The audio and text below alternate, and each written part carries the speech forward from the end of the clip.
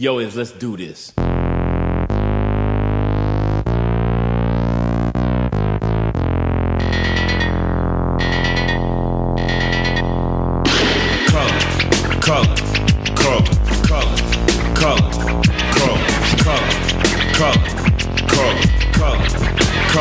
I am a nightmare walking, psychopath talking.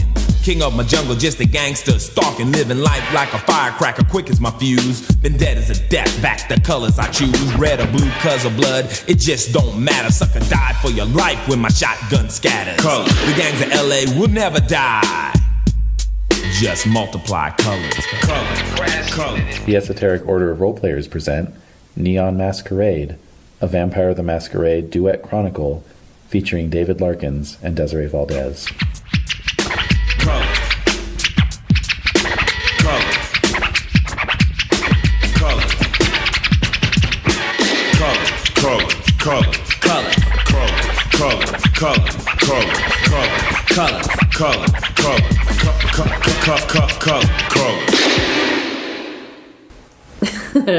We're live. Oh wait, are we live? Oh, it's gonna be live. See, I never used that as a... Me neither. So I don't know why you're dwelling on it like it's actually... Because Corey Feldman uses it in the Burbs. Really? For sure? Did you? No, well, no, I don't necessarily believe you.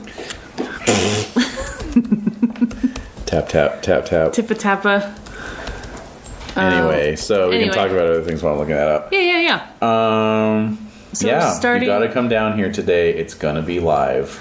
Oh well. It's even got a timestamp. I'm wrong. 1 hour, 7 minutes, and 43 seconds. I've seen that movie so many times that it's a little... It always stuck in my head because, as you say, it's not something I or anyone I know ever used. Yeah. So I don't know if that was an ad-lib on his part. Probably. And it was just some Hollywood slang he was throwing around. He was slanging around. Hollywood slang? Yeah, picked it up at the Viper Room, maybe. Oh, man. Or if it was the screenwriter. Viper trying to Room. sound cool. I think that's more... And failing. I think that's more likely. Yes. Viper Room. Shit, I forgot about that. Mm-hmm. Looks like you've been doing some 90s research. Maybe I have. Although I don't know when it opened. So you haven't. Yeah, by research you mean... By research, by meaning just... living through that period of time, then That's yes. not research. Then yes. That's not research. It opened in 1993. Oh. River Phoenix died that same year. Wow, Yeah. They were not wasting any time. It was a mess. It was a mess. Let's not dwell. Jesus. For the love of died God. on Halloween. I know, yeah. Interesting. Mm-hmm. All right. That's for you to play with for later. Mm-hmm. All right. Alrighty. So at this point, I don't think I have any questions. Okay. Well, about my stuff. Oh wait, I do. Of course, it would not be a vampire session without questions. My main question is... Oh my god, why is my intelligence still only 1? Is that your question? You only get one question. Sorry, oops, I fucked it up. I have an intelligence of 1 too. So I can bring my willpower all back, right? Yeah. Okay, and my blood pool, we'll talk about that in a sec. Okay. I mean, like when the game starts. Sure. And then, okay, one question. So for Protean 2, what am I able to do? Aside from, is it just a review? For Protean 2, what can I do? I'm shaking my head. Mm-hmm. Because that's not... The mic's not picking that up. No, it's not. So. Potence, presence, and Protean. Protean 2 is... Yeah, that's Feral Claws. Okay, So but what's the first one? Feral Whispers? Eyes of the Beast. Eyes of the Beast. Yeah. Feral Whispers is animalism. Yes. Okay, so for Protean, let me just get this in. Yes, you've got Feral Whispers and Feral Claws. Oh hell yes! So I have Eyes of the Beast. Now you were you were saying, like, can you repeat what? Because I think you were kind of telling me my night vision wasn't as good as I think it actually is. Oh right. What I was saying is that all vampires can see better in the dark than immortal, right? But you were sort of saying like, oh, I can see really well, and yes, you can, but you have to activate it. You have to turn it on, and then my eyes will glow. And then your eyes glow, exactly. And do they glow? They glow red. Or is it just any color? A red, actually. It is very specific here. Red glow to activate. Mm-hmm. Okay, and then that's Eyes of the Beast. But sunglasses, they're not so, like, they're not LED lights, you know. So I could wear sunglasses and use it and be able to see through. That's what it says. It says here, you suffer +1 difficulty to all social roles with mortals unless you take steps to shield your eyes. Sunglasses are the simplest solution. Right, okay. And then I also have Feral Claws. Yes. Which I have to activate as well. That's right. So you spend 1 blood point. Mm-hmm. Takes 1 turn. Mm-hmm. Okay. And it lasts for the whole scene. Okay. And it's strength +1 aggro damage. Strength +1 aggravated damage. Mm-hmm. Okay. Another thing I wanted to mention, and this was a session. This was a session before that.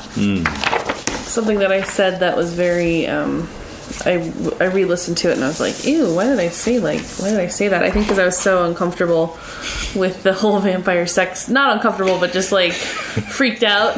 And I was trying to like slough off any sort of responsibility around doing that and playing that out. Well, I have a theory, but go ahead. Oh. Because you mentioned this before the recording. I did. All right. So I said I'm a vampire guy. You know, I'll fuck Karen or whatever. I didn't. Yeah. It wasn't that crass, but yeah. And so I just wanted to say that not all vampire guys. Not all vampire guys. I'm not necessarily saying because you're a vampire guy you would bang a vampire woman.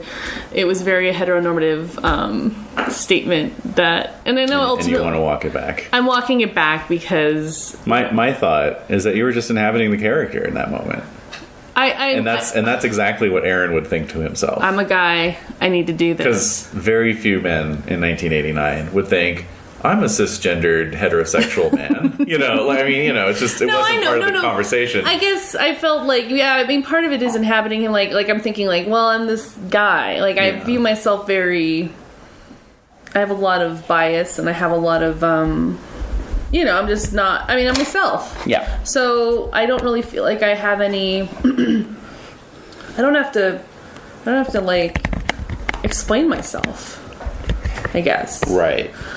Which I know sounds odd, but just from my perspective. So anyway, I just wanted to say that I don't subscribe to those views, and I think we try really hard to make our games interesting, and I don't find like really truly heteronormative storylines or any of that stuff very, very interesting. Mm-hmm. It's kind of fun as an exercise because I've played a lot of different types of characters. You have. But in this case, I'm inhabiting this very middle of the road, you know, a basic guy.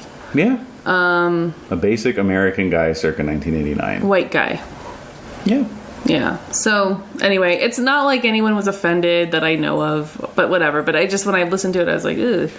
Because I wouldn't necessarily assume that would be the case. But there was a lot of other components going on in terms of him pursuing Karen and deciding to have sex with her. And a lot of it's just from like, I don't know what else to do. This feels right. I'm going to do it.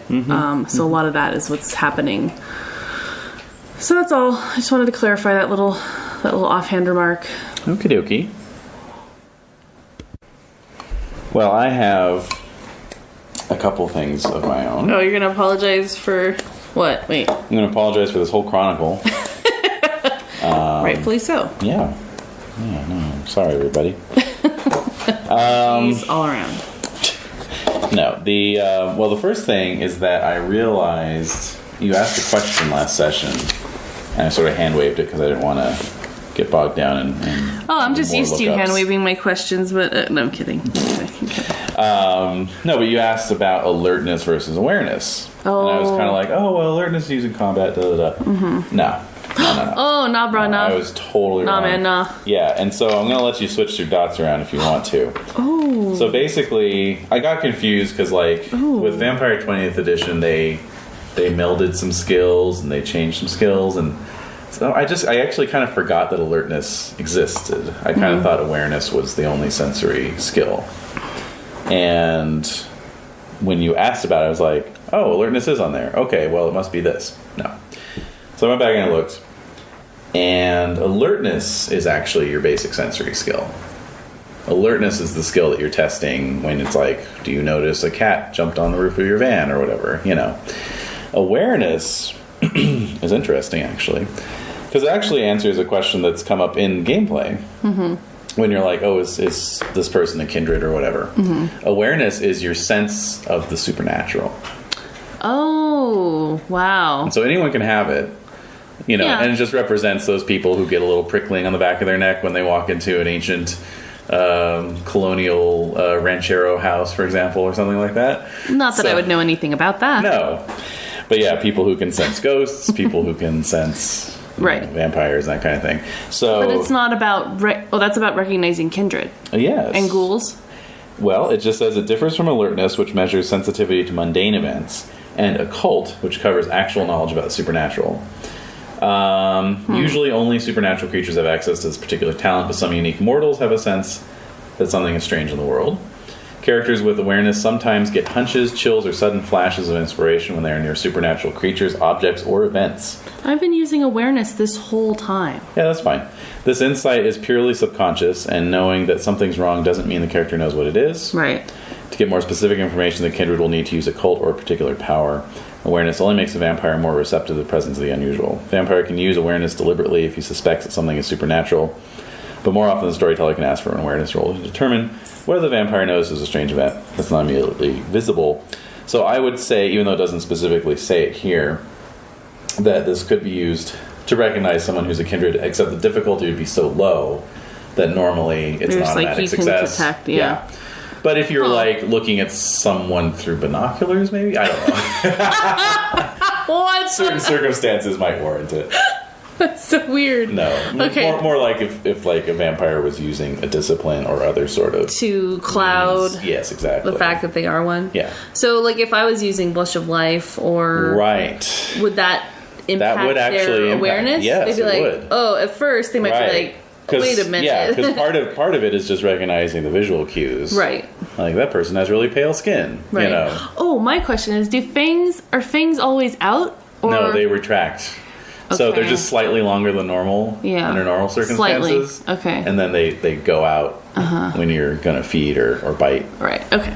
Okay. So what I was gonna say is, you've been using awareness this whole time, but we've been calling it's a rose by any other name. We've been using it as alertness. Right. If anything, you just haven't been using awareness, but that's okay because it hasn't really come up in the game. So, anyway. So what can I do? Switch your. Do you have any dots in alertness? I have 2 dots. All right, so just switch your dots. So I have 4 dots in. Okay, so I'll have 4 dots in alertness. Right. And 2 dots in awareness. That's right. Okay. So when I want to do like awareness and. Like, what were we doing? Like, awareness Perception plus alertness. Perception or... Okay. Yeah. Okay. All right. Well, that's good to know. Yep. Just one more example of how we're just feeling our way through this. And this is actually really embarrassing if anyone listening to this is, like, much more experienced with this system. No, you fool! Why do you keep calling for awareness rolls? What's wrong with you? Yeah. Anyway. All right, the other thing that we kind of talked about after we turned the recorder off last session was that perhaps you are in for a degeneration check due to your callous treatment of your herd member. Well, it's not really like they're really part of my herd. It's just someone who's attracted. No, they are literally part of your herd. That's what the dots represent. No. Yes, it's the club kids who are infatuated with you and who you can easily feed off of. Oops. So I was mean to a herd member. You were. What does it mean? A herdsman. All right. So what's your humanity currently? My humanity is 6. Ah, well, you may actually be okay. Yeah, I don't. Yes, in fact, you are. Yeah. Technically, a degeneration check is warranted for accidental violation. But the example they give is drinking a vessel dry out of starvation. No, I drank the person and I just took it a little too far. Yes, and indeed, the first line here under Humanity 6 through 5 is people die, stuff breaks. Yep.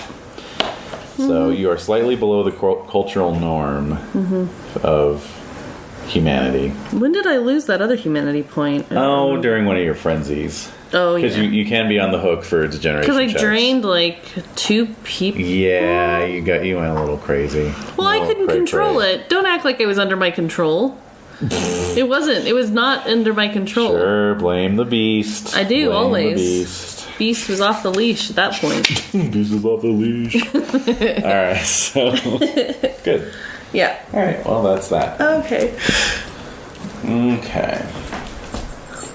Any other matters? Nope. Any old business? I am in suspense. Any new business? No new business. Alright. We went through all the new business. Old business, we're about to get into it.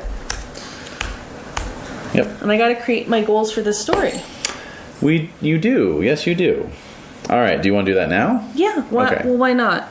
Oh, no, Do you want me to do you want it to unfold and then I can be like, oh, here are what my goals are? Because I'm not really sure. Okay, what you have in I've got a store for me. preamble. Let's do the preamble, and then we'll pause, and you can work out your goals. Okay. Okay. All right. Oh my god. Okay, just to be fair, just to the last time we saw our intrepid vampire was driving his van, following Smiling Jack up the 5 Freeway. up the Grapevine Freeway, and heading to parts unknown. And with Karen in her wolf fit form. That's right. Oh, with my coyote in the vehicle. Oh yeah, do vampires lose their clothes? Like, these are important considerations. Is she gonna be naked? You need to know these things. It's important to know. To help with the visualization. Oh. Let's see here. That's fortitude. So she's protean. So we're back to protean. Yeah, you're gonna be going there quite a bit. Yeah. All right, shape of the beast. Long live the fucking beast. Fuck the sun. All right, so I fucking hate the sun. Fucking hate the sun. Shadows of the Vampire. Oh no, this it's Shadows of the Vampire. This endows the vampire with the legendary ability to transform into a wolf or bat.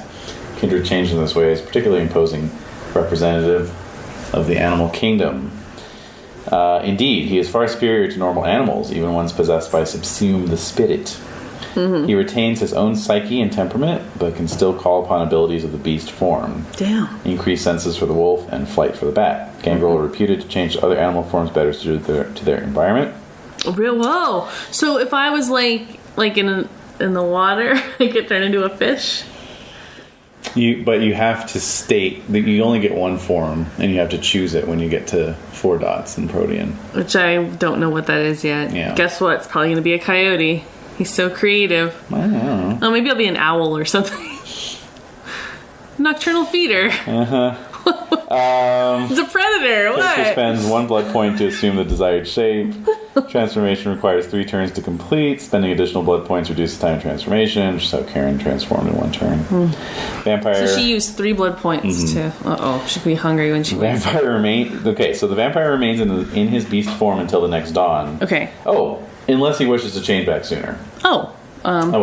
Maybe she forgot that she can do that. I think she did. She's probably all caught up in the moment. Maybe she doesn't want to. But the clothing.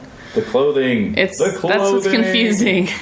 To the internet. Oh no. All right. It's not. Okay. All right. Let's see. All right. The reference desk. What? It's the name of this website. The reference desk. So I'm picturing us going into a library, going up to the reference desk, the librarian's sitting there, and you go, Yes, can I help you? yeah, I need to know if my vampire NPC is still wearing clothes after having changed into a wolf. Say no more. Say no more. I actually know that one just right off the top of my head. It says right here that clothing and small personal possessions transform with the gangrel. Okay. Small personal possessions like a necklace or earrings. Yeah. Watches. Rings. Oh, that's cool. Okay, good. So that eliminates the hunt for underwear. Yes, we're gonna go through. We're gonna fucking break this down. We are breaking this down. We're gonna do the bit by shopping bit. trip to Walgreens. 2 a.m. at a Walgreens. 2 a.m. And God only knows where. All right. So anyway, We got it. You're driving north. Yes. On Interstate This 5. is the preamble. That's where we Yes. left our intrepid That's vampire. right. So It was a helicopter shot. You know, kind of pulling away slowly as you drove up, over the hill, up, over the mountains. into the mountains, Yeah. then over the mountains. And then nothing but plains. Yes, and then down into the valley. the vast San Central Joaquin Valley. Central Valley.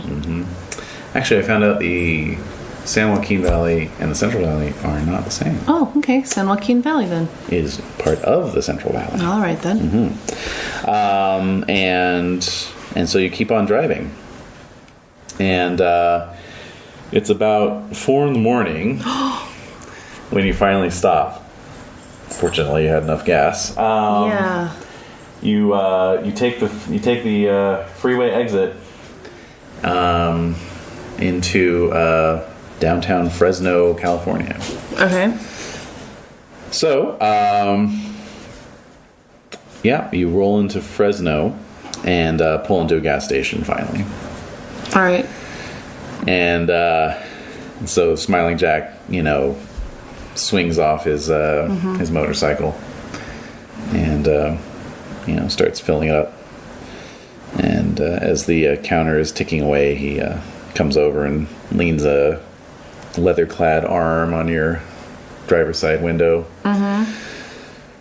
This is where you're going to be staying for a while. At the gas station? Fresno. Okay.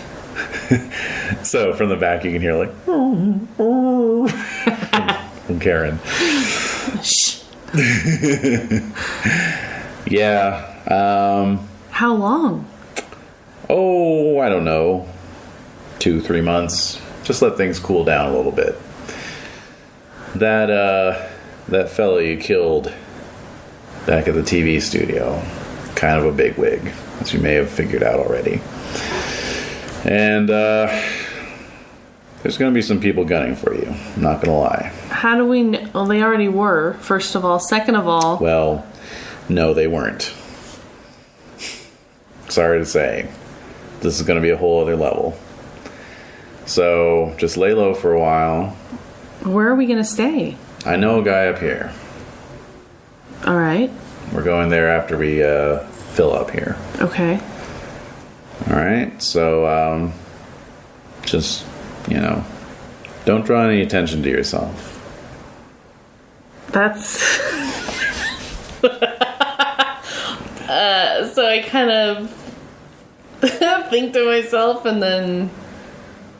Sure. Of course. Of course. Of course. So, you gas up. Okay. And hit the road. And you kind of... I'm getting a little anxious because it's getting late. Yeah. So it's about 5 a.m. Oh my god. By the time you wend your way through downtown Fresno and out a street that kind of takes you through some suburbs and then into slightly more, Rural. semi-rural, like there's houses with horse corrals and stuff, And then you turn off down a long drive and you kind of follow this drive.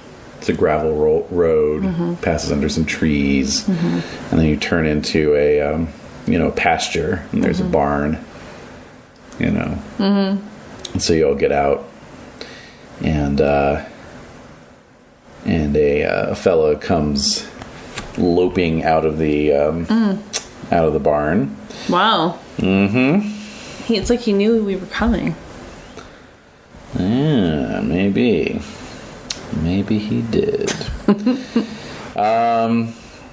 He walks sort of slouched, hunched over. He's wearing an old army jacket, sort of heavy duty dungarees, and heavy boots. Figure he'd probably be about 6 feet tall if he stood up straight. He's a bald black man very solidly built, you know. So Smiling Jack, you know, puts his hand up in greeting, says, "Calvin, good to see you." And the guy's like, "Oh, Jack, been a while." So they, you know, exchange a bro hug, you know, and Jack, you know, kind of puts his arm around Calvin's shoulder and, you know, says, "Yeah, well, I'm just passing through. I was wondering if we might impose on your hospitality for the evening. Got a couple folks here who might want to stay a little longer, if that's all right." And so Calvin kind of looks you up and down. He's got kind of a lazy eye on one side, you know, but he's kind of x-raying you. Does he see Karen? He sees Karen. He says, "Well, okay, but this counts as that favor you owe me." Or I owe you. Yeah. Strike that, reverse it. And, you know, Jack says, "Why do you think I'm here?" So, with that, you pull your van into the barn. You know, it's been sealed and sunproofed. You know. Oh, wow. Okay. And, yeah, you kind of get settled in. Are there cots, or are there just hay, or like what? Basically, yeah, there is like one old army cot. Okay. But there's like, you know, space in the loft. Yeah. Karen, of course, can just sink down into the earth. Yeah, she has no problems there. Okay. So I'm going to go up into the loft. So you do. And it's a loft that you come to know well over the ensuing weeks. Oh, man. Your host is named Calvin Cleaver. Okay. He's a Vietnam veteran and a fellow gangrel. Oh. One of the first things he says to you when he greets you is, "How many winters?" None. All right, then. So, basically, over the next few months, he kind of familiarizes you with the layout of Fresno, good places to hunt, so on and so forth. Fresno is technically a barony of the Anarch Free States, but it's literally just 3 Bruja and 2 Gangrel. Oh, wow. And they have very little to do with each other. They mostly just keep to themselves or anyone else. Calvin is not counted among those kindred. He is an outsider himself, although he's been staying in Fresno for a few months, sort of liaising with these others. Okay. Where's he from? Well, he actually is from Los Angeles. Okay. But you kind of get the feeling, although he never comes out and states as such, that he's almost here as a diplomatic representative of the Camarilla. But not in like a subversive way. Like he's kind of openly, you know, serves them, you know. Shit! Wait! So does he know what's happened? No idea. Why would Smiling Jack bring us to... Why would he bring us, like, right to this person? Why, indeed. Now, if he does know, or if he has heard about what happened, he never makes mention of it. And in fact, is a perfectly, you know, amiable guest, or a host, rather, the whole time you're staying there. It's unsettling. I think, like, as those details make themselves known, I become more uneasy and, like, we gotta get at it. We just need to get somewhere else. Certainly. Shit. So what does Karen think of this? She's not happy. You know, she wants to get back to her show. Oh my god, she's fucking obsessed with that show. But she understands. She's beginning to understand. Does she understand that, yes, like, that's not possible? Well, she feels that she'll be okay as long as she, you know, toes the line. What does that mean? You know, no more masquerade breaches. You remember Salvador's promise? He would look after us, basically. Yeah. I want to believe that. Mm-hmm. Is he still alive? I don't know. You don't know. I don't know who's alive. Apparently the blood were there. They ambushed everybody because of my big mouth. And I don't know who knows Petrodon's dead. I mean, I'm sure everybody knows. I don't know, though. And there's a lot that I don't know of what's happened there. It's driving me crazy. Yeah, so you're kind of living in this information blackout. Right. As November turns to December, and then how do we spend New Year's Eve? New Year's Eve rolls around. Remember, she was like, "Well, maybe I'll have your blood like on New Year's Eve or whatever." Yes. Does she remember that? Of course she does. How does that go down? Well, up to you. What do you think? I'm not going to remind her. Okay. Unless I want control over her on some level, because I remember. I think. Well. I want us to be equal. Right. Right now it's unequal. That's right. We would just like be clashing. Mm-hmm. So if I said, you need to come with, again, remember she was like, I need this or whatever. And I was like, I couldn't say anything. I couldn't do anything. Right. But even if I had, in that moment, if she had been bonded to me, I'm like, you have to come along, she wouldn't have, it would have been this weird, I don't know if it would just neutralize. Like two magnets repelling each other, or would she be able to? You each would have had the penalty. She would have understood. She would have understood more when I'm like, we need to leave now. Like this is urgent. Right. Okay, so we're staying in this barn. Yeah. The whole time. More or less. Yeah. I mean, you move around a little bit, but not a whole lot. But Calvin does secure a hotel room for New Year's Eve. Why? Just to celebrate, Oh, for all of us? Uh-huh. Yeah. Okay. It's like a hotel suite downtown. Okay. Downtown Fresno. Downtown Fresno. It's actually a very nice view. Actually, strangely enough, the Wikipedia entry has a view of downtown Fresno at night. So I'll go ahead and pull that up. What, There we go. Not bad. God, Southern California bias. It's like 400,000 people, so... It's a lot of people. It's not a small town. I know it's not a small town. So, alright. But I think that feels like it would have to involve sex again. Mm-hmm. And, I'm down. Mm-hmm. But, I don't want, what's his name, watching us do things. That's weird. Kelvin, sorry. Well, it is... What's his name? It is a...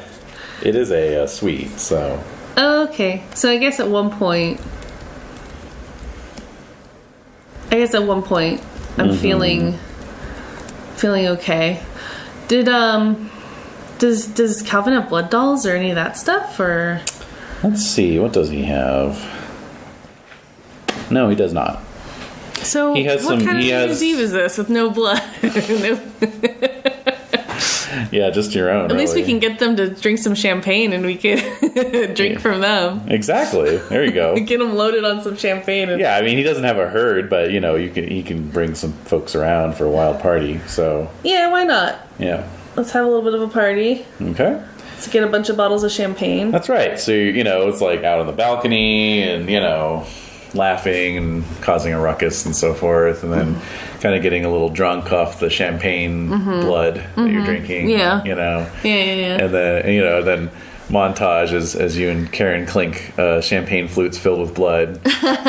Yours blood from some person who's passed out in the corner, and hers your blood if you want to do that, because she's amenable. I'd rather her take it off of me. I don't want her drinking it from a glass. Oh, really? I'd rather her drink it from me. Oh, okay. Yeah, come on. We're freaking dogs. This is more visceral. That's true. You're not Ventru. No. So there's no way I would be drinking out of a glass. I was licking Petrodon's blood off of the stage, the stage floor. Right. So I'm thinking we're a little earthier than that. Uh-huh. So no glasses. Okay.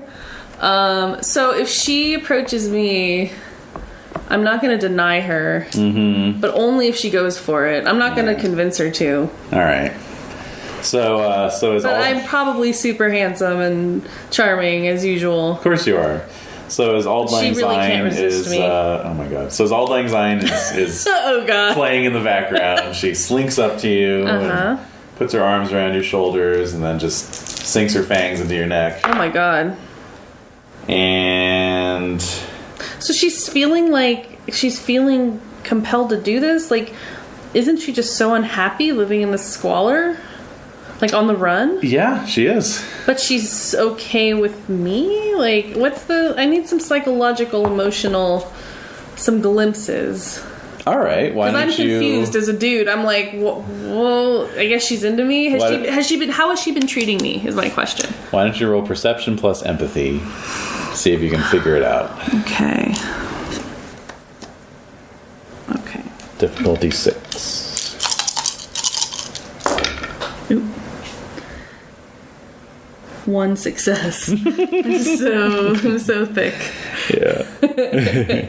So she's clearly unhappy, but she keeps saying that she understands that this is what needs to happen. Okay. But she seems restless and anxious. We're both restless and anxious. Okay. I mean, is she into me? Like, do I think she's into me? Yeah, seems like it. All right. Yeah.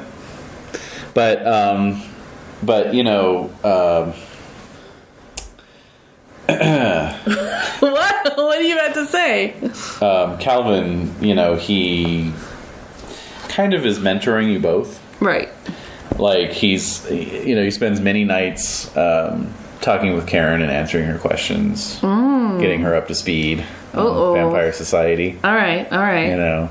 Because there's a lot I don't know. Yeah. Like, I'm just doing it through my filter. Right, and that's when you first start to get your kind of notion of that he's probably affiliated with the Camarilla, because he's kind of painting the Camarilla in very glowing terms, you know. But he's not really bad-mouthing the Anarchs either. You know? But it's still kind of like, this is the most complimentary I've probably heard them spoken of. Yeah. You know, where he's like, well, you know, the Masquerade was born from the fires of the Inquisition, when you know, untold thousands of vampires were burned or staked, and the clans realized they needed to band together in order to protect themselves, and so 7 clans came together and formed this great concordance called the Camarilla, and it's a shadow nation that exists within mortal society. It's a nation of vampires that works together to ensure our continued prosperity and influence. I'm gritting my teeth. Because I'm flashing back. So I'm loving this idea. I'm feeling all of these things are cutting in between each other. So there's like the cut of her biting my neck, increasing our blood bond. It's being restless at this place and traveling. Like, fuck, this is annoying. It's overhearing this. Like, I'm picturing the voiceover of saying what the Camarilla is. And her questions and like. And then just like a cut to maybe like me just listening in the background, just like I'm not believing this. I'm frustrated, right? Because I don't believe it, right? I don't believe it's for the best. So, yeah, okay. So wait, so she feeds from me. Yes. Does she control herself? She does. Yes. Okay, good. Yes, barely. She got 1 success as well. Oh my god. I probably have to push. I probably have to push her off. You have to push her off. Yeah. Like easy there. Yeah. And she's probably like hyped up. Yeah, and kind of like, you know. Yeah. Like you can see her pupils are all dilated. Anyway, what I was going to say is during this montage, you know, you're also finding out a bit about the clan gangrel history. Yeah. So like, you know, he's saying like, you know, the Camarilla was a net bonus even for an independent clan such as us gangrel, who normally cherish our solitude and our independence, but the overall benefit of joining the Camarilla was too much to pass up, at least for those who opted to do so, which was the majority. None the least the fact that it buried the hatchet between our clan and the sorcerers, the Tremere, it had come to light that they were using their blood magic to create these terrible, monstrous creatures, dubbed gargoyles, out of parts of Gangrel and Nosferatu. What? And Timochet neonates, and using them as their monstrous servants and foot soldiers. And the condition for them to join the Camarilla was that they had to cease doing so, and release all the gargoyles enslaved under their control, which they say they did. There are some rumors that perhaps some yet still serve them, but so far proof has not been forthcoming. So I'm thinking about all of these.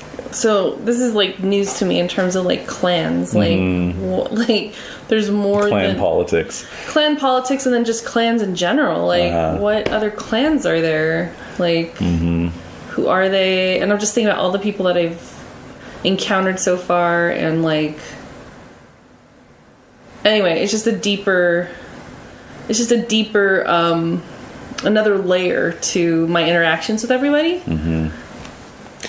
Yeah, and he goes on and he says, that stands in contrast to the other great clan rivalry that we hold, which is with an independent clan that refused to join the Camarilla, and thus the fight continues on. Who are they? To this very night.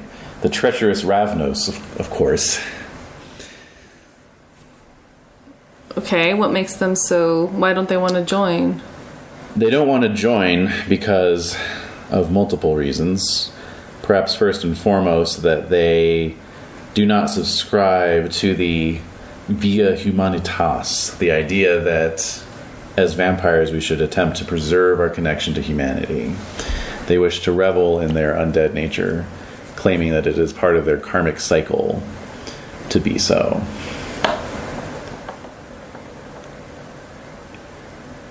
Specifically, though, the founder of the clan's bloodline slew our founder treacherously. Or so they say. In more recent history, one of our great scholars, a bloke by the name of... What's a bloke? What's a bloke? An elder named Intam believed that he could find the secret to God's grace and an end to the curse of Cain within the communities of the Roma people, who are closely associated with the Ravnos. And when this was discovered, the Ravnos slew Intam, which is a great insult to our clan, as he was one of the greatest of all Gangrel. And they slew him for no better reason than their own personal philosophy that one should not be attempting to escape our condition. So, because they were... Okay, I think that's... I don't know, for some reason I kind of got lost in that. So because he was uncovering... Like, I'm not even kidding. This is me. I don't understand what you just said. Yeah, out of character. All I'm right. like, what are you talking about? So wait, just repeat. All right. I don't... So there's a Gangrel elder named Intam. Yeah, I know that. So he was doing research. He believes that somewhere among the Roma people there is a key to finding grace through God that would lead to a way to escape the vampiric curse. Okay, that's what I thought. When the Ravnos found out when they about found out this, that he was like, they're like, "Hey, get the fuck no away!" shortcuts. Yeah, this is how we're supposed to be. This is how we're supposed to be. And then, Killed. see ya. So as a visionary, okay, back in character. Yes. So as a visionary, this disturbs me. In what way? Because it's something that he was seeing, like, as like, oh wow, like it was something he was pursuing as a vision of which is a good thing. And so then they cut him down because of their own philosophy, and that just seems wrong. Yes, and it set off. Have there been rivalries between, like you said, between the two? There's more than rivalry. It's open enmity. There's vengeance killings and retributions. How can you tell if someone is in a certain clan? Well, usually by observing certain key powers, disciplines, if you will. I'm not sure if that's a game term, if it's used in the real world, but we're just going to say it's vampires refer to it. Yeah. All right. For example, before he left the night after you came here first, Smiling Jack told me of your the circumstances of your escape and said that you both displayed great prowess in combat with a powerful foe. And of course, Karen was in still a form of a wolf when you arrived. These would, tend to be indicators of a gangrel clan affiliation. I have claws. Exactly. Weaknesses can also be telling. For example, if either one of you, doesn't apply in your case, but if either one of you had animalistic features, and at that he kind of, turns his hand up, and you can see that his palm and his fingers, the pads, actually look like canine pads. Oh my god! Like thick flesh. Yeah. Yeah. So he kind of turns his hands up. Oh like my so. God. Closes his hands again. Sanity check. Okay. Whoa. The La Sombra clan are well known for not casting a reflection in mirrors. That sort of thing. All right. Okay. So giveaways. So we're learning all of this. And, Yeah. And okay. So New Year's Eve comes and goes, right? And he tells you. So he's told you about the gangrel joining the Camarilla and why they did that. He kind of, gives you some alternate mythology. That the gangrel in particular don't necessarily hold with this idea of the kindred being descended from the biblical Cain. Some speak of the clan being descended from Lamashtu, the daughter of the sky god Anu, who stole children to raise as her own and embraced them into immortality upon their 20th year. Others say that the first vampire was Lilith, first created woman. Others go with a Greco-Roman explanation, and so on and so forth.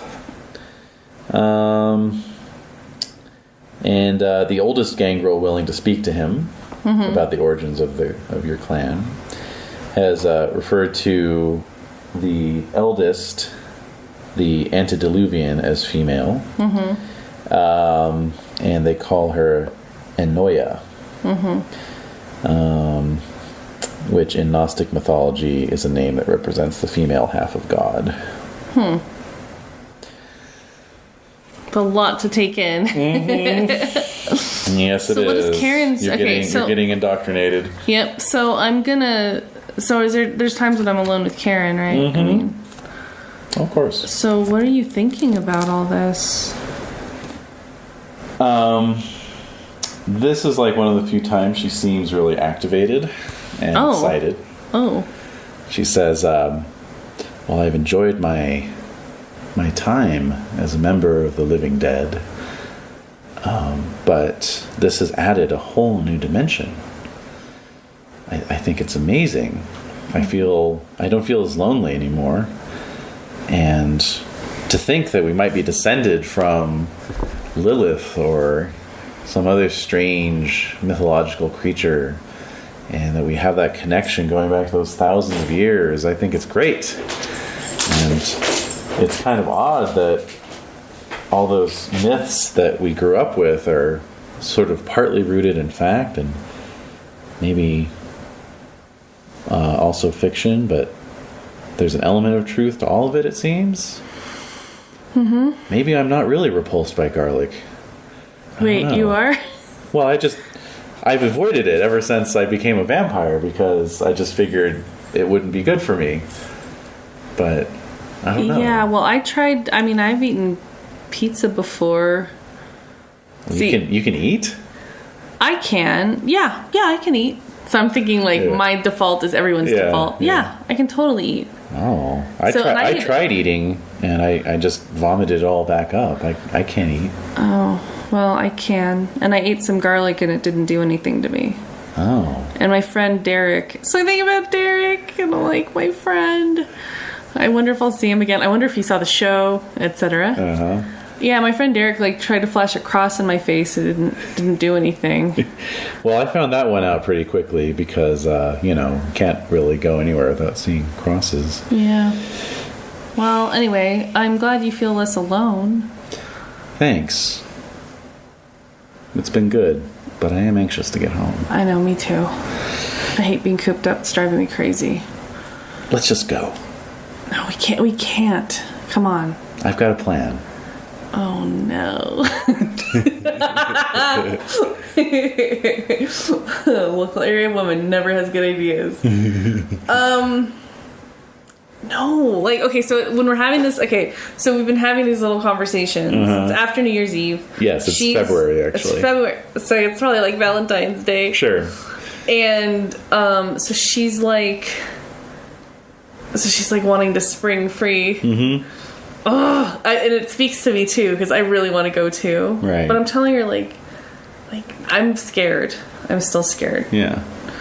Okay. All right. Fine. What is your plan? What's your plan? All right. So she pulls a paper over and she opens it up to the entertainment section, section C, and she says, "There's a new movie coming out in 2 days called Nightbreed."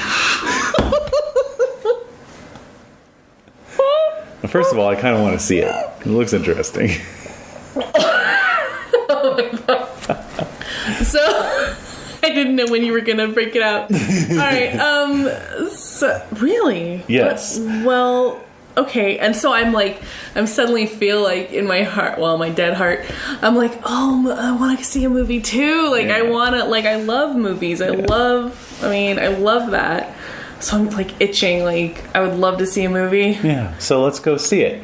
We can go see the let's see, what time is it showing here? It's the last showing. Yeah, what's the last showing? Last showing is did I close the tab? I think I did. Uh-oh. Oh well. I had a newspaper ad from 1990 with the show times. Anyway, last showing's at 9:30, so if we go to that... So I'm thinking that would be so fun.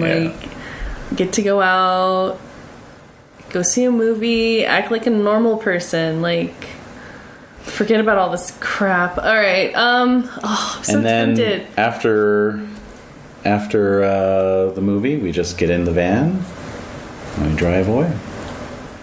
And we just keep driving. Well, how long are we supposed to stay here? Well, I don't know. You said a couple months. It's been long enough. Where are we going to go? Because they're probably at your house. No, they aren't. How do you know that? At this point, they're not. Why? And you know what? After that night at the studios, I'm not afraid of anybody. Oh my god. I can handle them. Oh my god. Well, she makes a good point. So if we tell Calvin, I'm sure he wants us out of his hair. No, she doesn't want to tell Calvin. I want to tell him. She is adamantly against that. Why? Because we don't know what he's... did Smiling Jack tell him not to let us go until a certain point? Is he informing Come on, Aaron. It's been 3 months. It's been 3 months almost, all right? I get it now. Why don't you get it? We can't trust anybody. It's just you and me, all the way to the end of the line. All right, so I'm feeling like... So the blood bond stuff's coming up, right? Yeah. So that's speaking to me on some other level. Mm-hmm. Okay. Yeah, let's do it.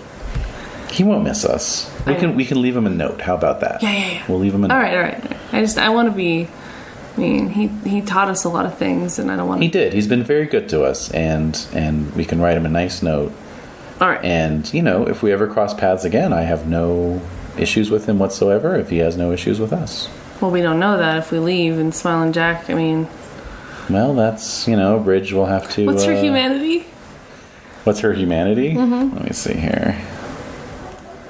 Humanity is... Not too many damn characters here. Humanity's 5. Okay, so she's just like, fuck it. Yeah, exactly. And I'm like, but.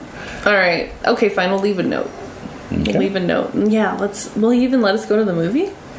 Well, he's not your boss. He's not the boss of you. And, you've been kind of bopping around Fresno, just the two of you. Like, once he kind of showed you the lay of the land, here's a good place to hunt, et cetera, et cetera. You've been sort of... Okay. All right, yeah. Let's under your own recognizance. All right, let's do it. So tomorrow night, we'll go. Mm-hmm. 2 nights. 2 nights? Yeah, if it's Valentine's Day. Oh, okay. Yeah. All right. All right, so, yeah. 2 nights go by. All right. You go and see Nightbreed. It's deeply unsatisfying. Feels like they cut a lot of stuff out. No, that's not what we said. Oh, that's right. We said that the original the director's cut would remain intact, and in the fact, world of darkness would speak to us so greatly. That's right. To the point where it's really riling me up and making me even more like wanting to let's get the fuck out of here. Let's get back in LA. Mm-hmm. Let's show them who's fucking boss. We are let's do this. Let's strut. It just got me more excited. Yeah. All right. It just riled me up even more. All righty. So, prototypical shot of the two of you exiting the movie theater, arm in arm. Mm-hmm. You get in the van, your coyote's in the back. Yeah. You fire up the engine. Off we go. You drive off, and the credits roll. And the opening credits. And go ahead and work on your goals now. Okay. Now that you have an idea. Okay. Well, see, I'm having a hard time figuring out the difference between goals and things I want. So I want to find out who's alive, who's dead. I want to find out, Mm-hmm. Right, and I mean those are much shorter term goals. So we're talking about. Okay, so I want to establish. I mean, for all intents and purposes, if Karen really wants to get back on the air, and I'm with her, I need to. Is she expecting me to live with her? I can live with her? You could if you wanted to. I kind of want my own place. Mm-hmm. Solitary. Yeah. She probably wants her own place. Probably. So I got to establish a new home and job. Okay. I'm such a dork. All right. I want to again, I still want to maintain and cultivate vampire friendships. Mm-hmm. Okay. Oh, I know this is a biggie. I want to do some damage to some of the Bloods, especially if I find out that they hurt some people. I don't care if the people have survived. I want to figure out if I can cut them a little bit. Okay. You want to make the Bloods bleed. Make the Bloods bleed. Okay. And wait, so how many goals do I set up for myself? Because I set up... as many as you like. I set up 4 last time. Oh, man. I wonder if Arena's going to come back. I wonder if she's heard what happened. So I don't know that Arena's Ravnos. I guess you don't. No, I don't. Yeah. I have no idea. Yeah.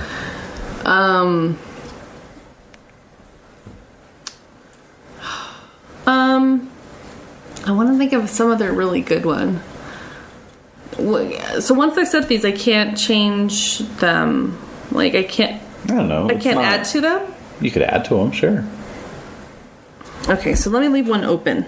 Okay. I only want to put like 4 goals. Okay, so that's it. So establish a new home and a job, maintain and cultivate vampire friendships, and make the bloods bleed. Cool. All right. All right, this is story number 3. Mm-hmm. Right? Yep. Of this chronicle. Yep. Roman numeral 3. Yep. Act 3. Act 3. Act 3. What would be the title of this one? Oh boy. Act 3. Homecoming. What happens when a vampire comes home again? Sometimes home isn't what you expected. Sometimes, home is... They say vampires have to take a little bit of dirt with them wherever they go.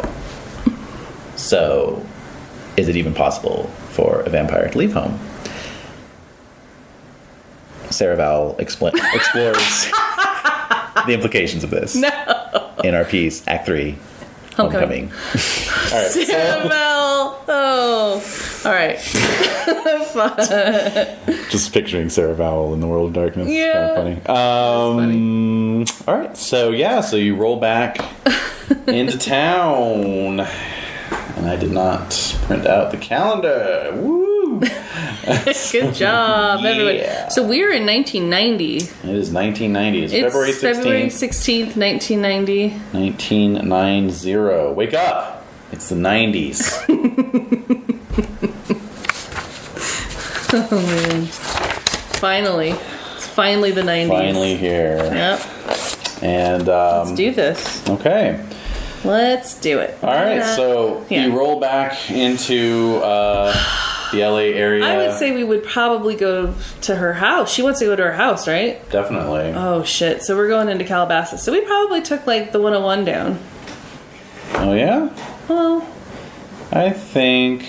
No, she wanted to get there as soon as possible. Wouldn't you want to actually take the 5 to 134 to the... Yeah. Yeah, actually you would. Yeah, you would. Geez, that just burbled up out of nowhere. No, all right, not out of nowhere. You know your shit. Or 5 to the 118, I don't know. No, give me that calendar. Stop looking. It's already been the full moon. Ha ha.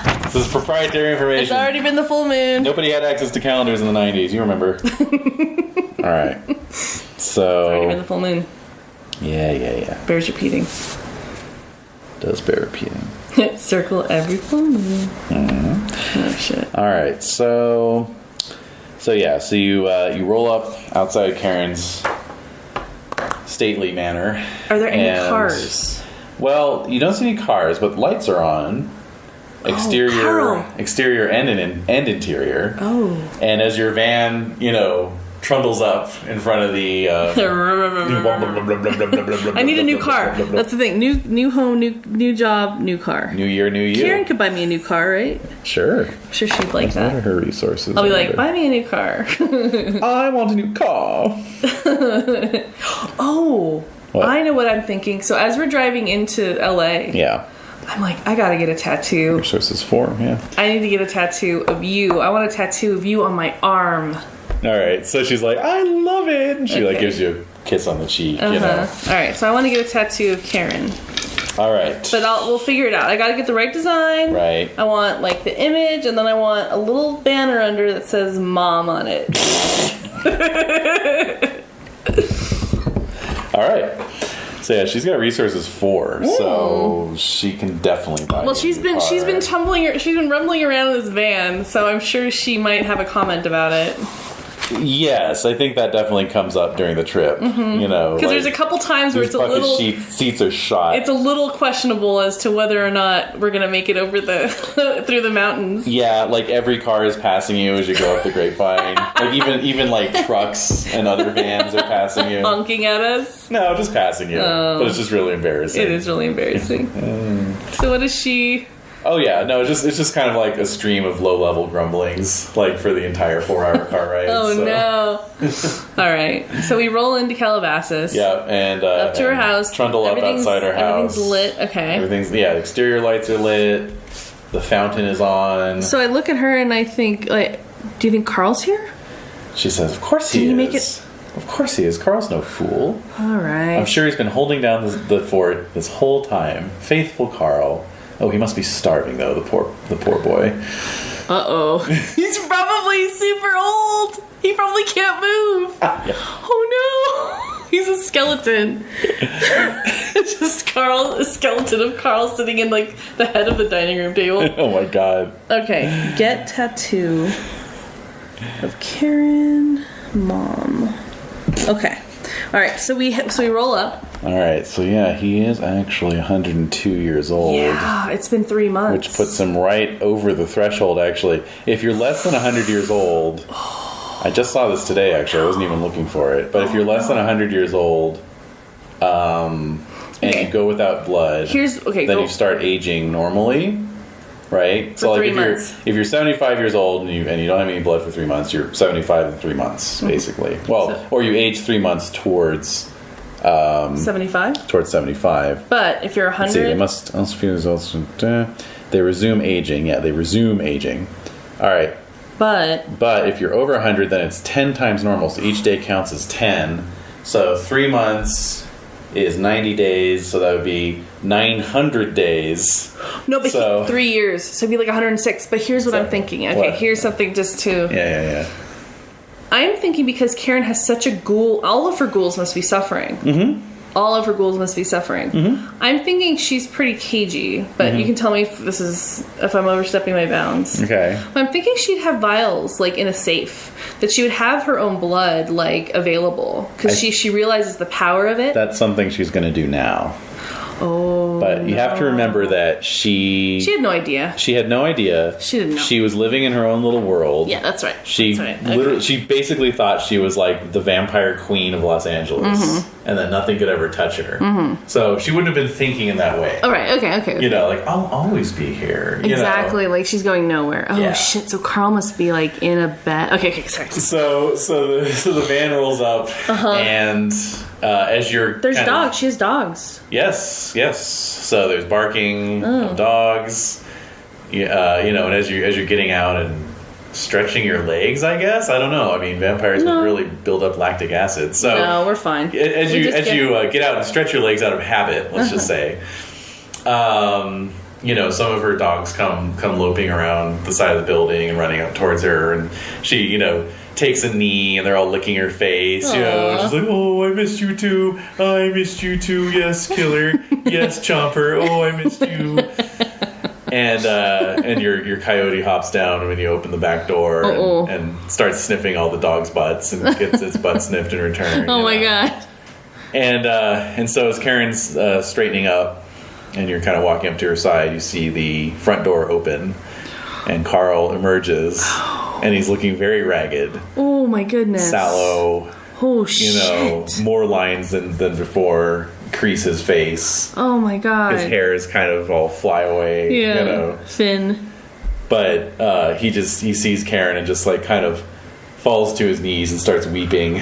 Oh my god. Alright, I give them space. Yeah, so it's too uncomfortable for me. Yeah, she goes up the stairs and how do you think she's been dressing this whole time? So I'm thinking. So we have a little bag. Because she would have brought with her costume basically, because that's what she was wearing. That's what she was wearing. Yeah. So she has her costume. She has like a bag. So we got her like a bag, and then she has her unmentionables, and then so I would think, but Smiling Jack said to lay low. Yeah. So I'm like, you can't get anything flashy. Like, you have to wear soming. So she's wearing, like, high-waisted stonewashed jeans and... maybe, or leggings and, And, big blousey shirts. Yeah. Yeah, like something like that. A baseball cap. Cal State Fresno sweatshirt. Exactly. Really basic. Because she looks young. I mean, she looks young. Yeah. So, it's weird to see her in those clothes. It doesn't really suit her. Right. but she's wearing them. Yeah. Reeboks. Exactly. Like, so right. that's what she's wearing. Yeah. So she's comforting Carl as he's like sobbing into her shoulder. Mm-hmm. You know, she's like, I know, I'll never leave you again. Sweet, faithful Carl, you've kept the home fires burning. And then she like starts talking to him in German, you know. Yeah. Mein Liebchen, Yeah. oh Carl, you know. Okay, like, so are they going into so the dogs are coming with us, so I'm gonna just kind of flow in. Yeah. So I look at my coyote, and I've been feeding it steadily. I've already fed it this month. This coyote is bounded. So I just say bonded to me. Yeah. So I say I gotta think of a name for it though. But yes. Hey, shithead. No, just. Although don't call that dog lifesaver. You call him shithead.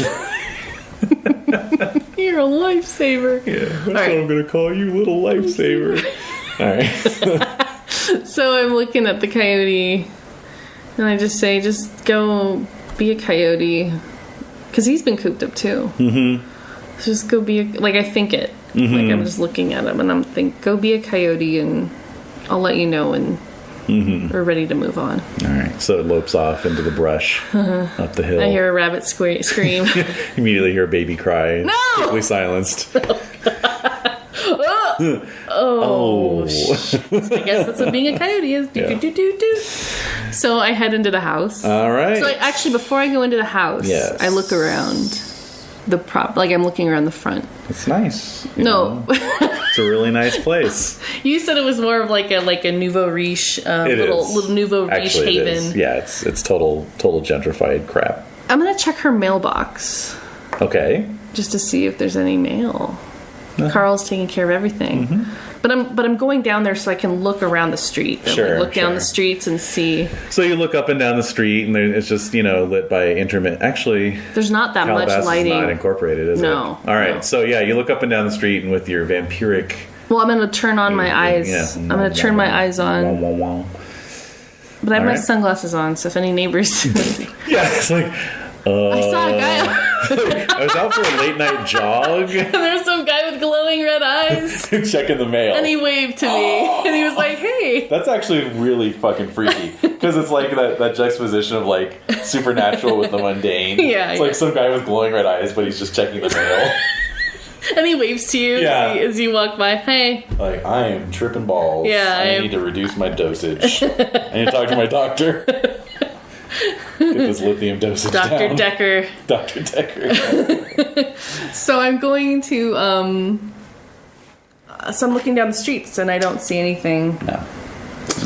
I feel uneasy. So I head into the house. Okay.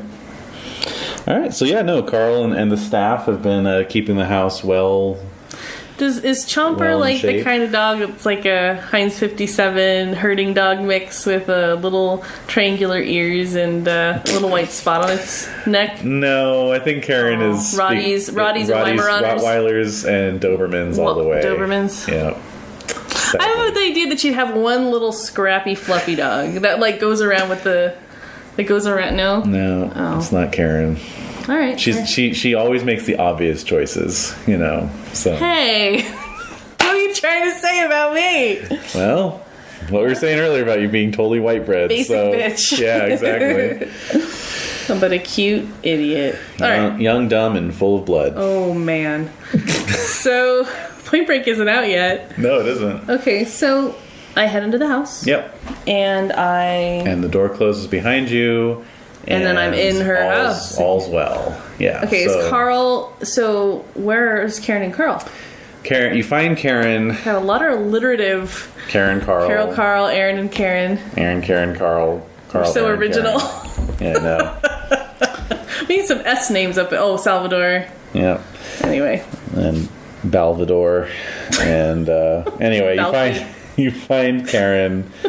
in the great room. Yeah, with her pictures of her like looking like a flapper, pictures of her looking like a 60s like mod. Not really mod, but just like she could have done a guest spot, a little Buffonti. Yeah, she could have done a guest spot on the on Peyton Place or the Twilight Zone. Okay. And then modern. And modern, yeah. let's see. With the wig, though. With not like an actual picture. Right. Like there's Mr. no actual Black. there's no actual picture of like Karen. Like No, there's there just isn't. pictures Yeah. of her incarnations. Yeah. I'm picturing. Okay. Yeah. So I'm just looking around like, oh yeah, this is back. Here we are, back again. Yep. So yeah, there's old framed movie posters from her mortal career when she was known as Lily Thorne. Right. Then there's her daughter, Rose, in the 50s, and then in the 60s. Yeah, no, actually in the 50s. Ophelia Vine. And then Ophelia Vine. Yeah. In the 70s, and then she's Mistress Black now. So, anyway, she is currently draining blood out of her wrist into a chalice as her ghouls gather around her. Oh, so there's suddenly all these people. Yeah. Is Eddie one of them? Yeah. He's there? Mm-hmm. What kind of t-shirt does he have on? So Houghton didn't kill him, or... No, he from didn't. Arrow Hobbies. Yeah, no. So does he have some other kind of nerdy t-shirt on? Yeah, I forgot it was Eddie. Oh, Eddie, I apologize. I forgot you were there. What's that from? Tombstone. Oh, right. Anyway, yes, he has a Green Lantern t-shirt on. Good. But anyway, yeah, she's There's feeding a lot her of ghouls. and so forth. So yeah. Anyway, you are thinking of finding a place of your own. Yeah, I'm observing this and just feeling very claustrophobic, and like I can't have that many people depending on me. Mm-hmm. That's just really making me uncomfortable. Does Carl look better? Yes, he looks it almost much has refreshed. like an instant, almost an instant reaction to the blood. Exactly. So I think about the Goldfarbs, and I'm thinking about taste, and I'm thinking about I gotta know, how is everyone, like, that's true. what happened? Okay. So I'm gonna spend the night there, or a day. Yeah. And when I get up, I'm gonna actually. Well, Karen wants to buy me a car, right? Yes. Can I level up my vehicle? And what she can do. I want a different car. I think it would be better if I don't have. Everyone knows my van. That's true, actually. Point. Yeah, that's true. Okay, so I want top of the line, 1990. I want something that is. I don't know. I guess a Jeep. There you go. I'm a gang girl. What can I say? Yeah. Trail mix and Jeeps. Okay, so what she can do is have. I mean, some dealerships are open late, but she can have Carl go get you one, basically. Yeah. I want like a Jeep, but covered and Smothered. yes, I want it doused in cheese and gravy. No, I want. Are you sure you don't want a Suzuki Samurai? Oh, so tempting, but no, I want a Jeep. Okay. It has doors. I want the Jeep with doors and the cover. Yeah, you don't want like a military style Jeep. No, I don't. No. But I think a black Jeep would be nice. Very 90s. Oh yeah. Okay. So yeah. Okay, cool. Yes! Level up Jeep, baby! Level up. What's your resources, Dot? Oh god. Do you have resources? Nope. Zing! I'm a gigolo. I'm just a gigolo. Oh my goodness. Alright. I don't know what that means if you don't have any resources. I'm a homeless, I'm like a marginally housed vampire. You are. Let's see here. Let's see here. Resources. Okay. Pays for luxuries. Associated expenses of developing and maintaining status, influence, and other backgrounds. Character who has, with no dots in resources, may have enough clothing and supplies to get by, or she may be destitute and squatting in a refrigerator box under an overpass. Also, so basically, it just means you don't have any dots for luxuries. So can she buy me clothes? I need some course. clothes. Okay, clothes. I wanna be rich. Well, no, I mean, we're taking care of each other. Yes. I don't know how I take care of her, but Well, you'll be there for her if she needs you. yeah, exactly. So I'm going to get clothes. I'm going to get my Jeep. That will put me in a good position to get a job at 7-Eleven, and A job at 7-Eleven. Yeah, the graveyard Oh, shift. the graveyard shift. That's right.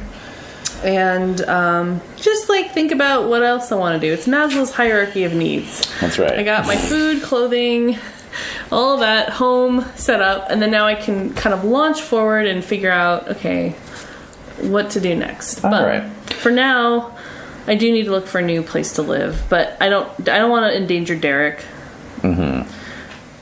I do want to remind you with Derek that he has 5 dots in contacts. So He would know someone to get a house from, or any number of things. You know. okay, I want to touch base with him. Yeah, he is the Connected. center of I the think we spider should web. live together. I Yeah. think we should. I think it would be great. But wait, you didn't want to endanger him, though. I know, but I like the company. Yeah. It makes me feel normal. But you could get something bigger than a studio apartment. Maybe. Yeah, like a house. Yeah. Where we'd So you want get- Karen to subsidize your living situation? Maybe, partially. Just a little stipend, right? Yeah. Just the allowance. Okay. So where do you want to live? What part of LA? Well, being in the valley can be a bit of a drag. But she's in the valley. So it has to be a place between the valley and LA. Sure. So, Where might that be? Encino? no, Oh, the shit. beach. Oh, the beach. Yeah, because if we live on the beach, like in Venice, basically we're close to LA, but then I just take the 101 up to Malibu and then into Calabasas very easily. Go through Malibu Canyon and Okay. what? Trying to think. What? Trying to think about something here.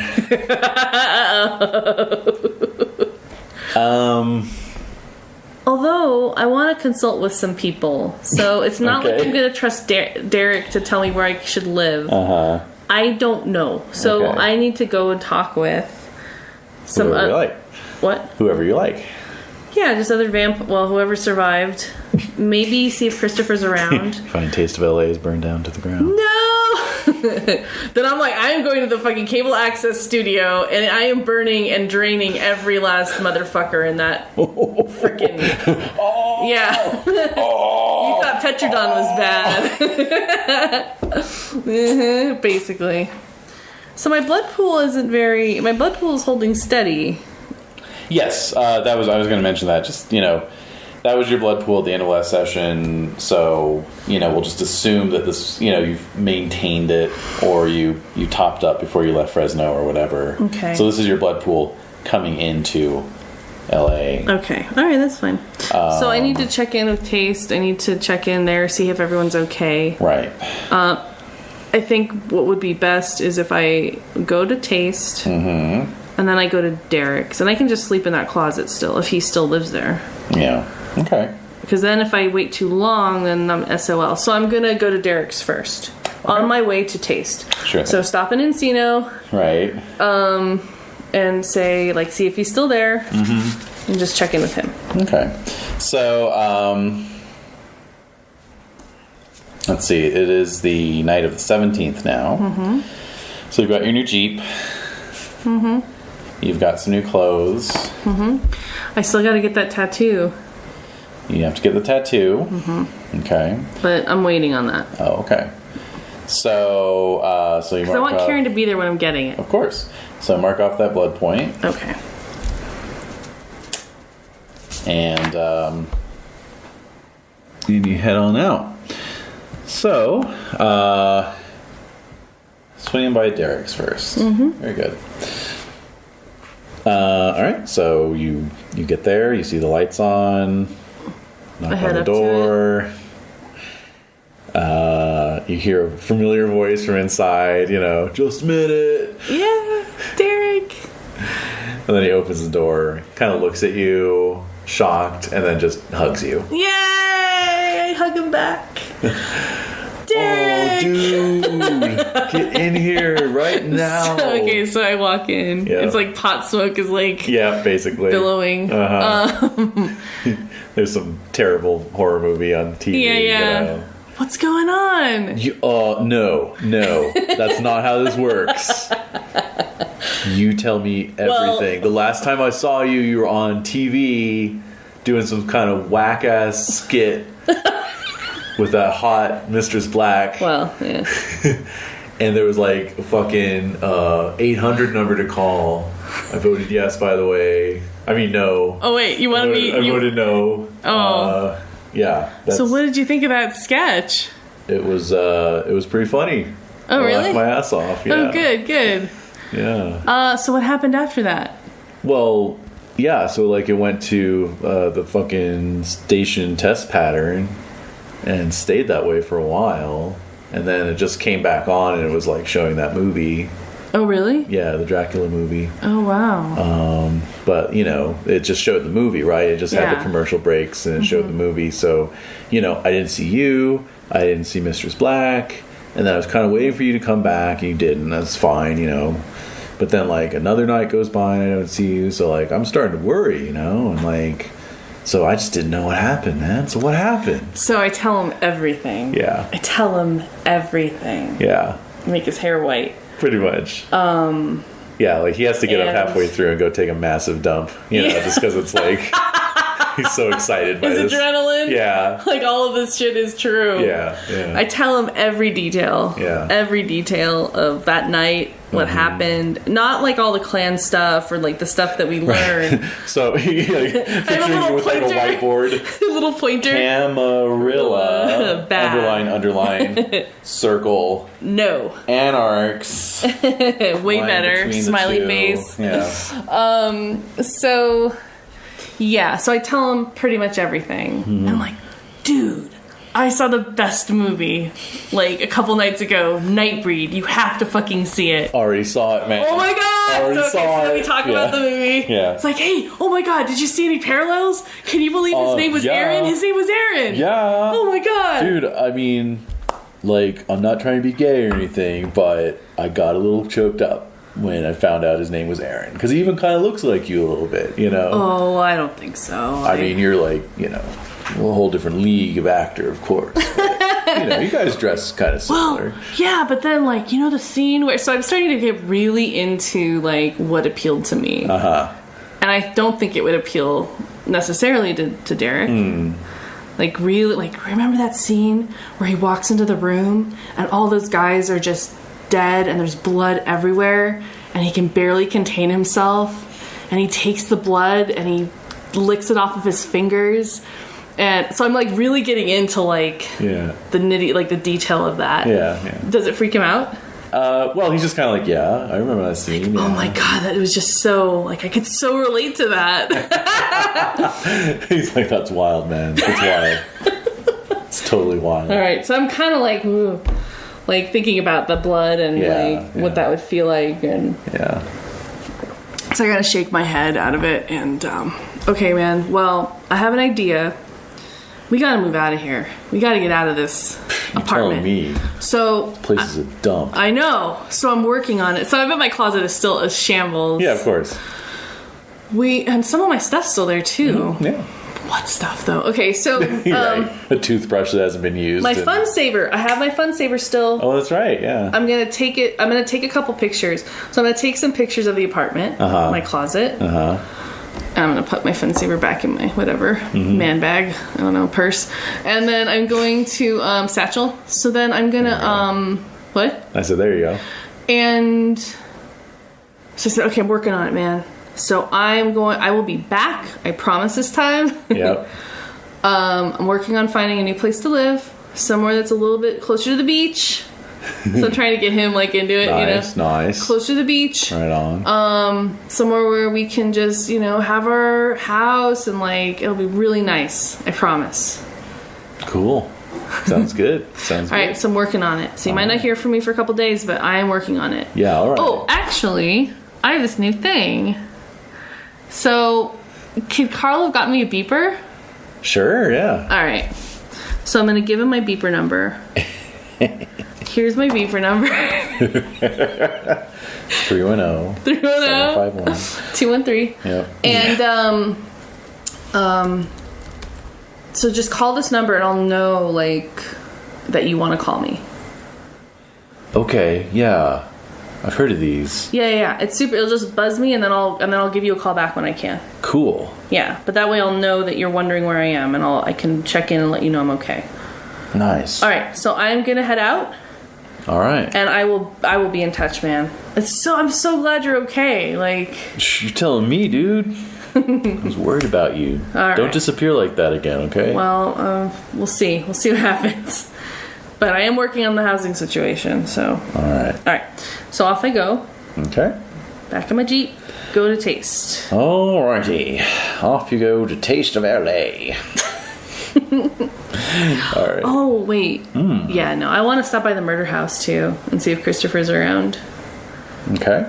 Alright. Which would you rather But I want to do go to first? Taste first, because Okay. that's kind of the central hub, and I want to make sure people are okay and or find out the news, and also find out where I could live safely, not get completely annihilated by either humans, hunters, or werewolves. Alrighty. Sorry, that's nowhere. Yeah, exactly. None of the above. Anyway, there's Not making this easy there's for a you. Jeep Wrangler for you there? Yeah, Wrangler. Oh, yeah. Alright. Okay. So... Alright, off to Taste of LA. Yes. Okay. So, you... let's see, what day? Oh, it's Saturday. Oh, shit. I'm back, baby. Good day to make an appearance. Mm-hmm. Yeah. I'm like, what, vampires have like a work-a-day, like work schedule? Well, old habits die hard, you know. Yeah, that's true. Saturday night. Yeah. Plus, more mortals are out and about. And Yeah. so, anyway. Alright, so you... I wonder if that cool band will be playing again. I wonder. So you you pull up outside the club. You see that there. Well, it's not really a club. The coffee house. Yeah. But there's like a lot of folks standing around out on the sidewalk, chit chatting and so forth. You know. Oh my god. No, but again, that's Desiree's response. Like, oh no, what am I gonna do? But Aaron's like, yes. Like, they're all gonna see me. I'm That's back. right. I'm feeling good. Mm-hmm. What are they gonna... So slow motion exit from Again? the Jeep. You know. So I'm walking up. Play that music cue from Kill Bill. No! Wait, no, not that one.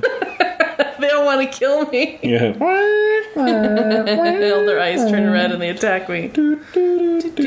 No, it's that other one. Which one? Anyway, I will find it as I am talking. So excuse me. Yes. I am walking and I'm excited to see people, but I'm also a little anxious because I'm hoping everyone's okay. I want to hear about what happened that night, and yeah, I've already said that. I'm repeating myself. All right. So let's see. I think I've almost found it. Okay. There we go. All right. So slow-mo. Yeah, I wish. No. As the Jeep's pulling up, heads are turning. Well, I wonder if they think someone's gonna come. Somebody's gonna come. And, like, Car door opens. it's just me. You step out. And you kind of just walk right past them. And into Taste of LA. All right. Do I recognize anybody in the front? Oh, you missed the best part. Oh, yeah. No, you do not. But they Actually, no, you do. You do. Oh. Yes. Oh. It seems to be a mix. It's a mix of kindred and kind, as they say. But amongst them, you do see Gloria Martinez Oh, Gloria. and her crew. Cool. Yep. I nod to her. She gives you a little nod back. You also see Mariel St. John. No. With her effing pencil and notebook. Oh, she's just hanging out. She's kind of got her back against the wall. I just look Pockets. straight up. I just look at her. Like, wait, what's my intimidation? 3? Ooh, there you go. Charisma and intimidation? Charisma Or plus wits or what? intimidation. What can you add to I think intimidation? charisma would work. Let me Okay. just think about that for a second. Yeah. Yeah? Let's go with charisma. Out of what? She's kind of hard to intimidate. Yeah, exactly. I know. We'll say 7. Okay. All right.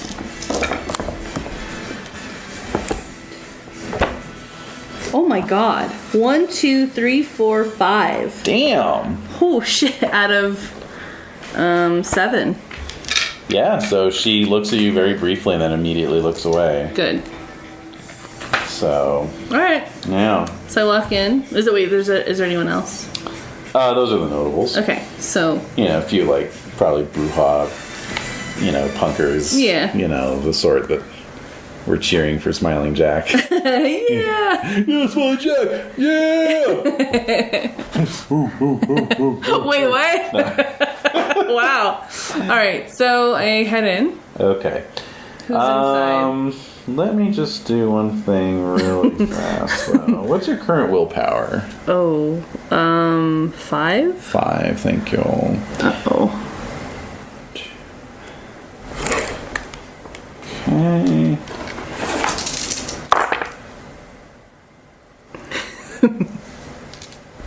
Ah. Okay. And...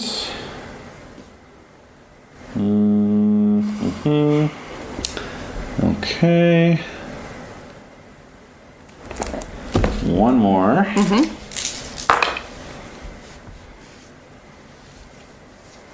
5, you say? Yeah. Okay. Let's see. Here's how well.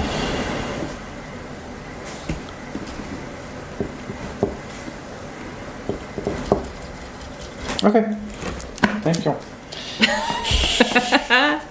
Alright. All right, so you walk in. Taste of LA is pretty busy. You know, all the tables are full. Okay. And just write a quick Okay. note to myself. Kill Aaron.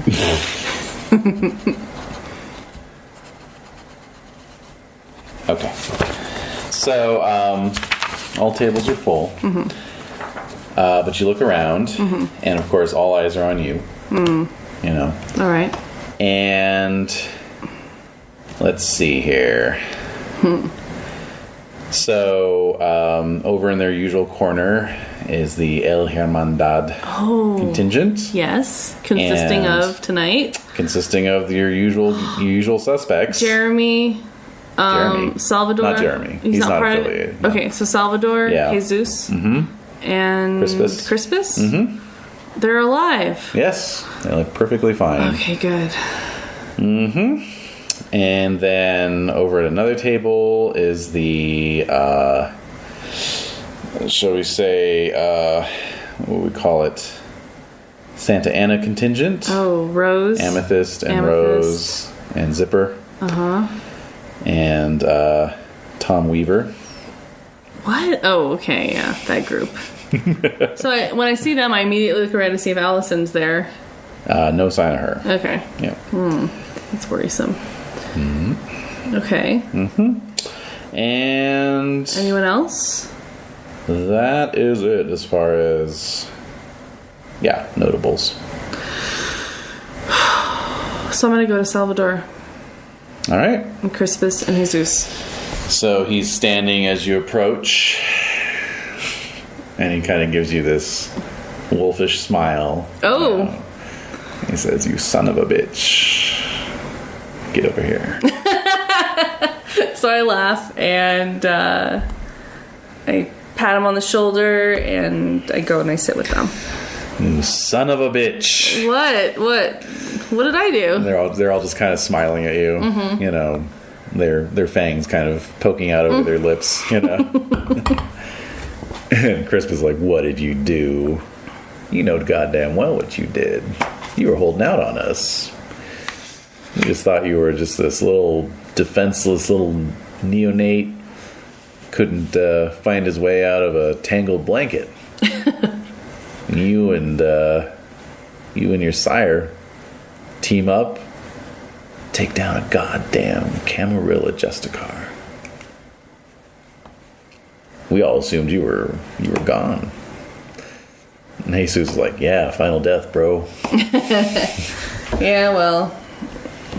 How? And then Salvador's like, what have you been doing? How have you been staying alive? Well, Smiling Jack took us up to Fresno and called in a favor or two, and so that's where we've been for the past 3 months.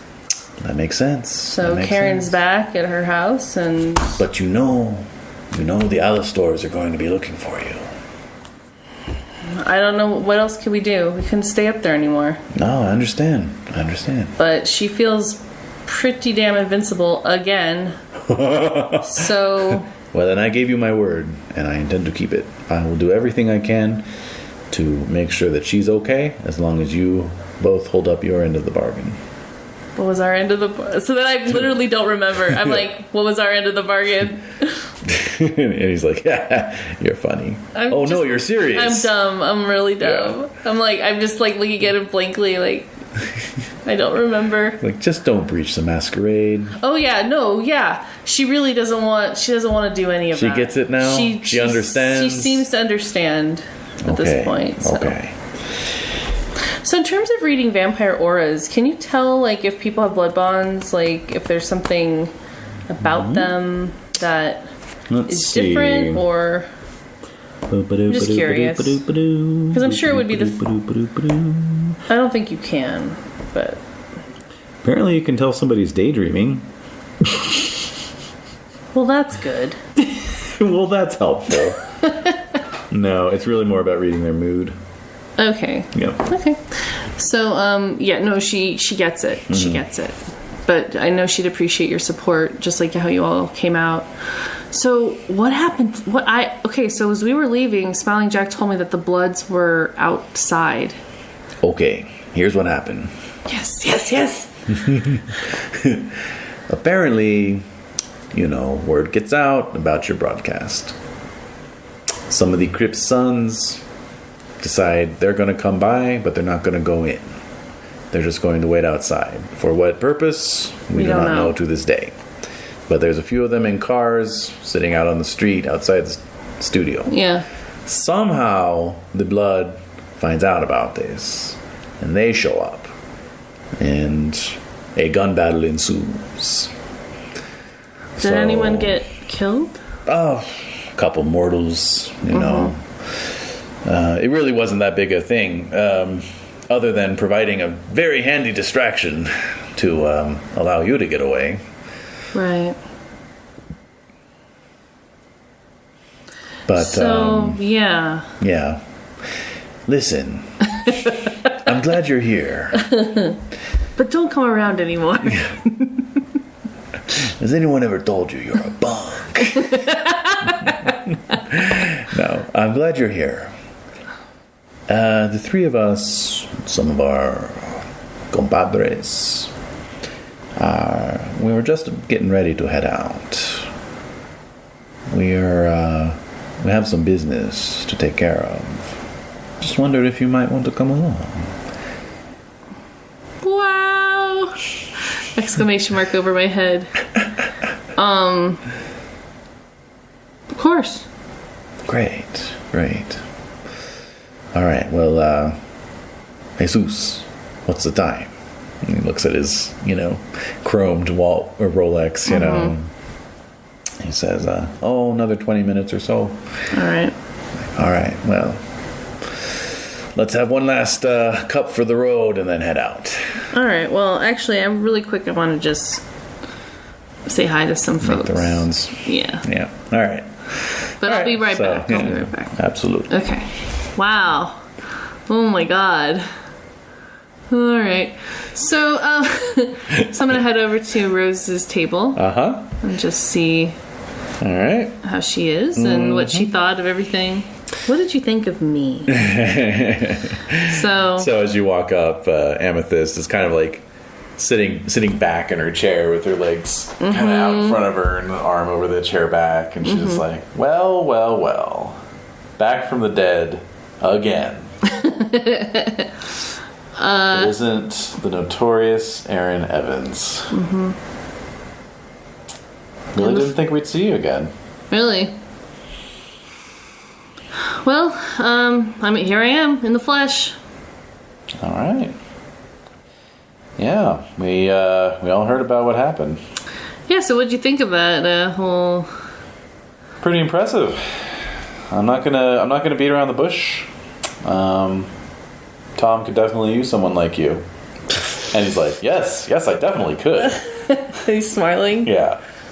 Ugh. Oh, yeah. Okay. That's... that's... You'll be handsomely rewarded. I gotta think about it. Absolutely. Take all the time you need, but not too long. So I'm mostly focused on Rose, like... Is she... She is sort of looking at you, but kind of playing with her hair at the same time. You know, like looking for split ends.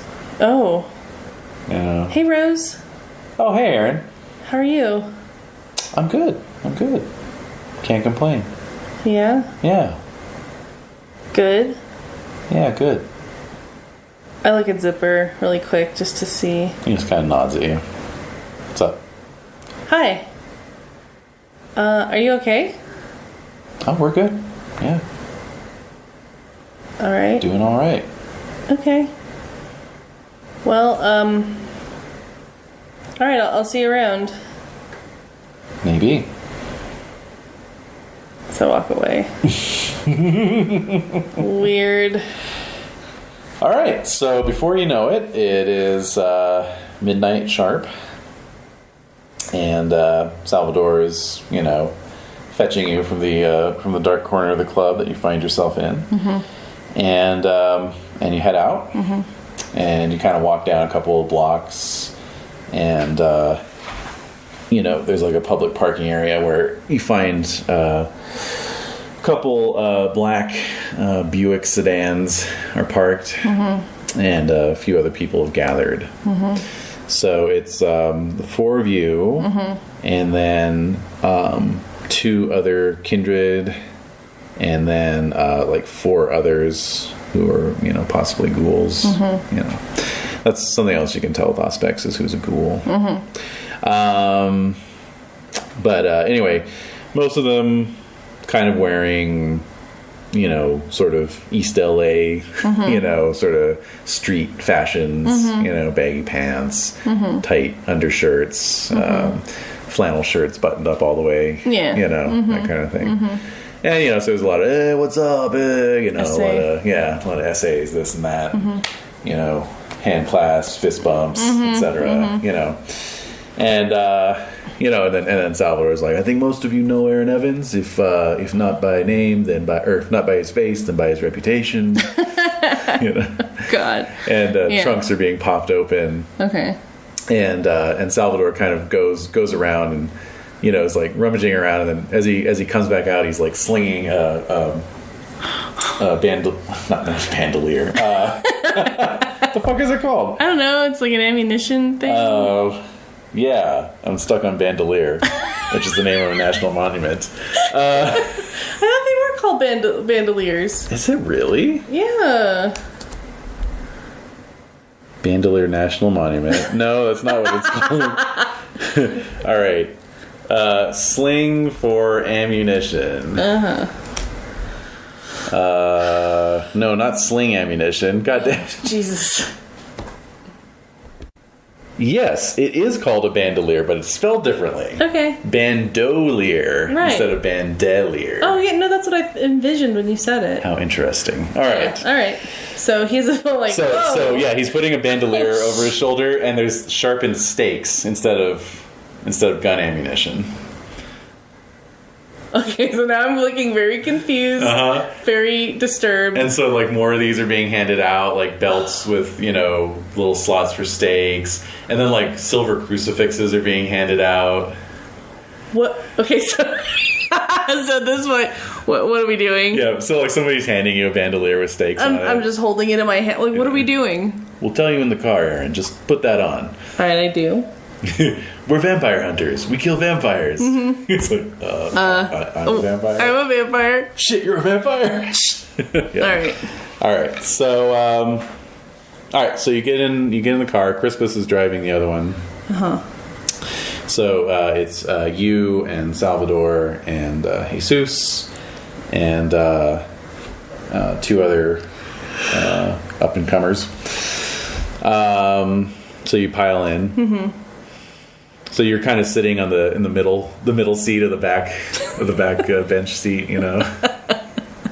like super awkward, like having to lean forward. Yeah, I'm like 6'2", so it's just like these 2 like little vatos next to me. Yeah, exactly. Like all right. Yeah. So what's going on? So you pull out and start driving. Where are we going? Jesus is doing the driving. Okay. So Salvador kind of turns around in the passenger seat and is talking to you.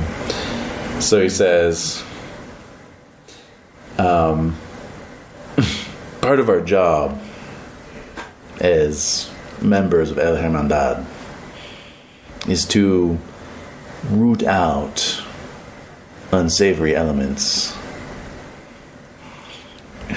The poisonous snakes who would insinuate themselves into our fair city. The slowly spreading rot that would undermine the foundations of our society. Like who? We have recently found out that there is a house. There's a house that seems, to the average passerby, to be abandoned and condemned, but is actually inhabited by the brood mother of a cult of infernalists. What? so I'm thinking about the murder house. I'm thinking about Christopher. Who are you talking about? You may think you are a monster, Aaron, but you are not. There are things that haunt this night that are far more monstrous than us. Things that make us look like the champions of light. One of these are the Bali, a cult of demon-worshipping kindred. Mm-hmm. They are universally despised and must be rooted out with fire and sharpened stakes whenever they are encountered. So, I'm thinking back to everything Calvin was telling me about. Do I remember him talking about this? Yeah. But I instantly start worrying because I think about how Game Girl were treated and like, is this is touchy for me? Mm-hmm. Like, is this right? I don't know. So I'm gonna like, oh, okay. I'm gonna take his word for it. Yeah. So what makes us in a better position to kill them than the blood? The Blood is a mostly mortal organization. And this takes supernatural abilities to deal with. If you send a mortal into that house, he is not coming back. And indeed may be recruited into their ranks. Alright, then let's do this. So you've kind of driven, you're snaking your way out of downtown. And let's see how you get out here. There we go, directions.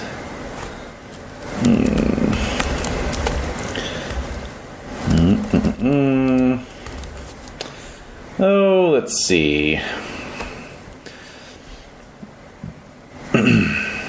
Oh yeah, that's a drive.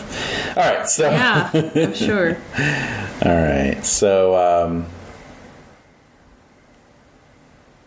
yep. All right, so you get on the 110 and take it to the 10 east. You start driving.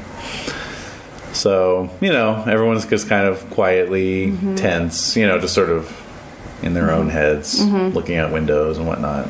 All right. So you drive down this mostly empty freeway. Yeah.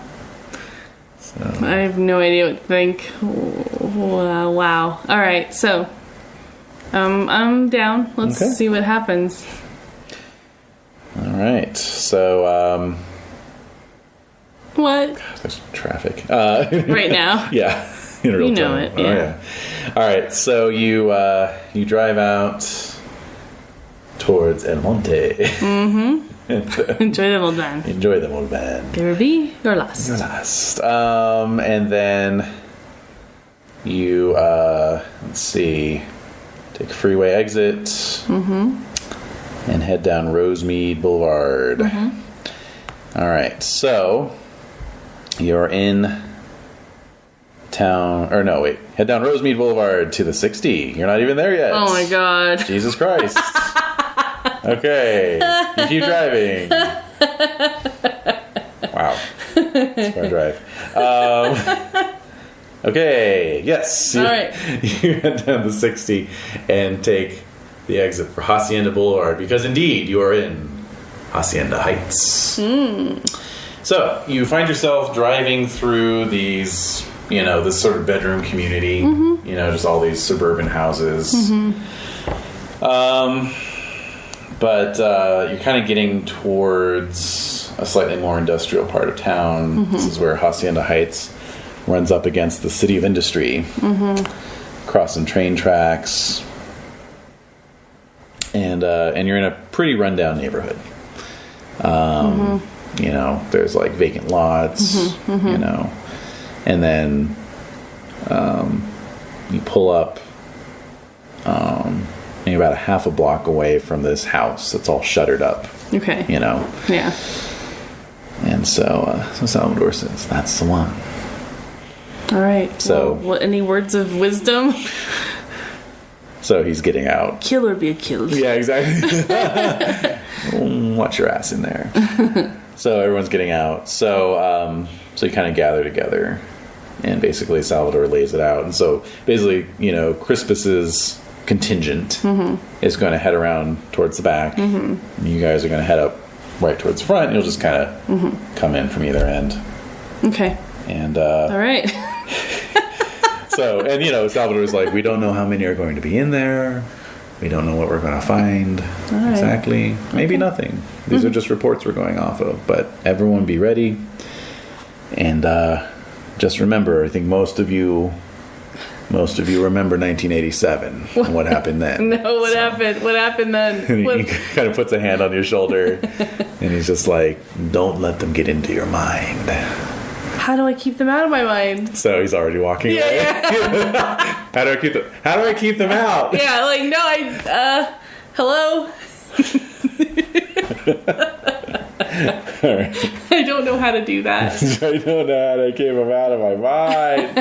All right, so There has to be something I can do. Anything? Oh my god. All right. okay, No, there's nothing. All right. Cool. cool. So it's a ranch-style home. There's a garage on the left-hand side of the building as you're walking up towards it. And then a covered patio with open rafters. Okay. So you'll kind of fan out and you're just sort of looking around. You can see every window has been boarded up, plywood, 2x4s, everything. And, the grass is dead, And so you walk up onto the patio and, you can see a few cockroaches kind of crawling around the margins of the walls, And so Salvador kind of looks at all of you, and everyone's like gotten a stake out. Yeah, I and do. Then, and I then follow they have suit. A crucifix in their other I follow hand, suit. I follow suit.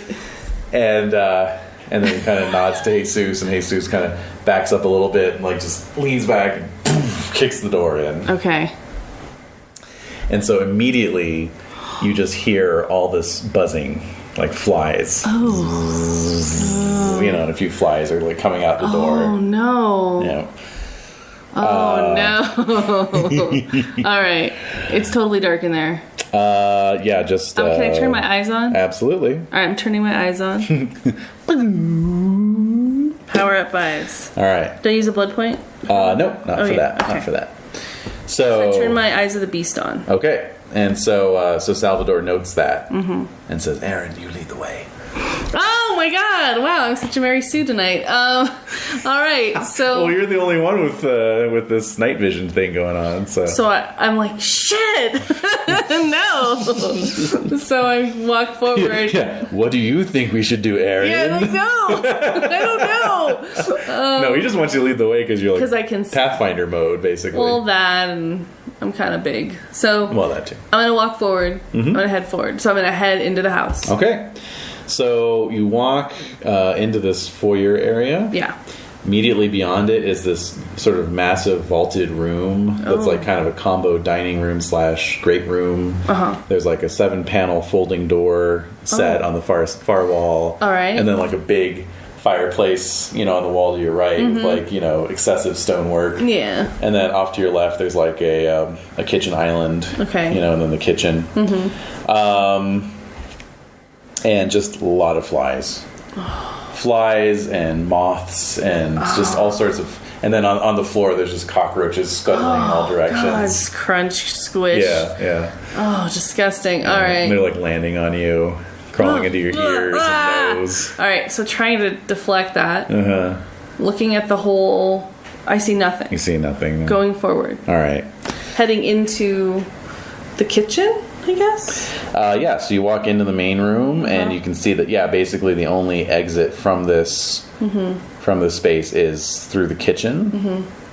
You hear some breaking glass somewhere deep, it's probably Christmas. farther into the house. Yeah. Yep. All right, so nothing in the kitchen. Kitchen seems clear. To your left, there's a sort of a built-in nook with bench seating. Is there anything in there? Nope. The table is like cracked and listing off to one side. Okay. You see actually some blood stains, kind of like squirted across the wallpaper. Oh man! All right. I'm gonna head out of the kitchen into the main into a hallway. Okay. And so to your left, there's a nondescript door that you're guessing would probably go into the garage. Okay. And then to your right, the hall goes down, and you see down at the end there's a set of double doors that are opening. Okay, so I'm gonna tell Salvador that Okay. there's some doors opening at the end of the hall. Get ready. So everyone kind of like kind of comes around, and they're all at the end of the hall, and then it's Crispus. Oh. Yeah. What's up? So it's like we came in through the master bedroom. There's nothing in the front. Just a whole lot of goddamn flies. Okay, well let's check the garage. Okay, so that's right there. Left. All right, so let's open the garage door. Okay. Look inside. So you open the door to the garage. The door opens inwards towards you, so you open the door. Oh no. And a bunch of flies just like a swarm. come swarming out. Oh god, disgusting. In a cloud all over you. Oh no. And you hear this like immediate sort of like inhuman screeching sound, like wow. Okay. Oh shit. So, head in. all right. So that's what we're there for. Yeah. All right. So you just press into the garage. The garage reeks. God. Yep. Just like rotting flesh. Oh no. There's bones everywhere. Human bones. Viscera, organs. The walls are sprayed with blood. And kind of in the far corner, you see some movement. Yeah. You see this humanoid form, let's just say. Okay. It's like someone who might be like 300 pounds, kind of rising to their feet, right?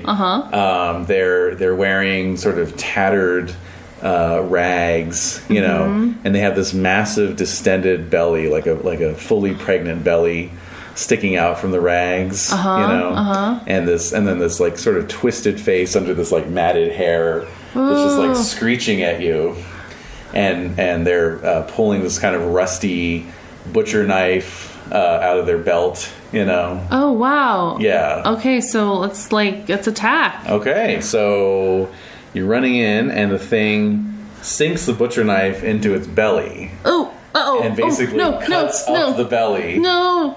And just this massive swarm of flying roaches and blowflies and Oh god. just all these flying insects come vomiting out of the slit belly, basically. Does the belly deflate at all, or? Well, you'll have to check afterwards. How about that?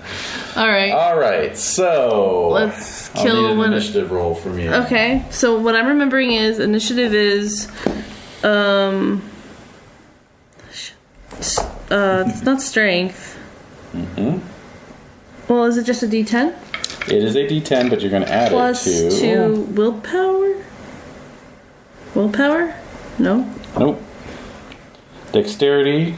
Oh, Dex. And see, I'm trying to remember too. Dex and Fortitude. Does Fortitude come into it? No. Fortitude's with your damage. No. Yeah. Here, I've got it right here. Okay.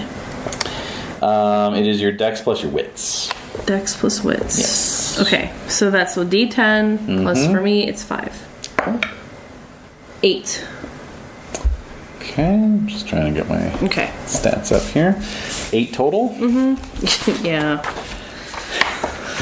I swear, some of these like vampires that are like built for combat,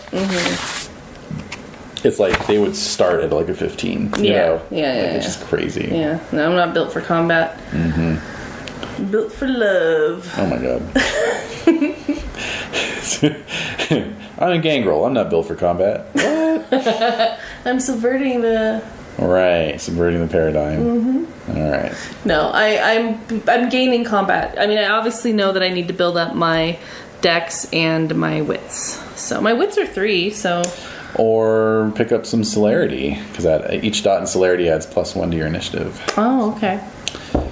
All right.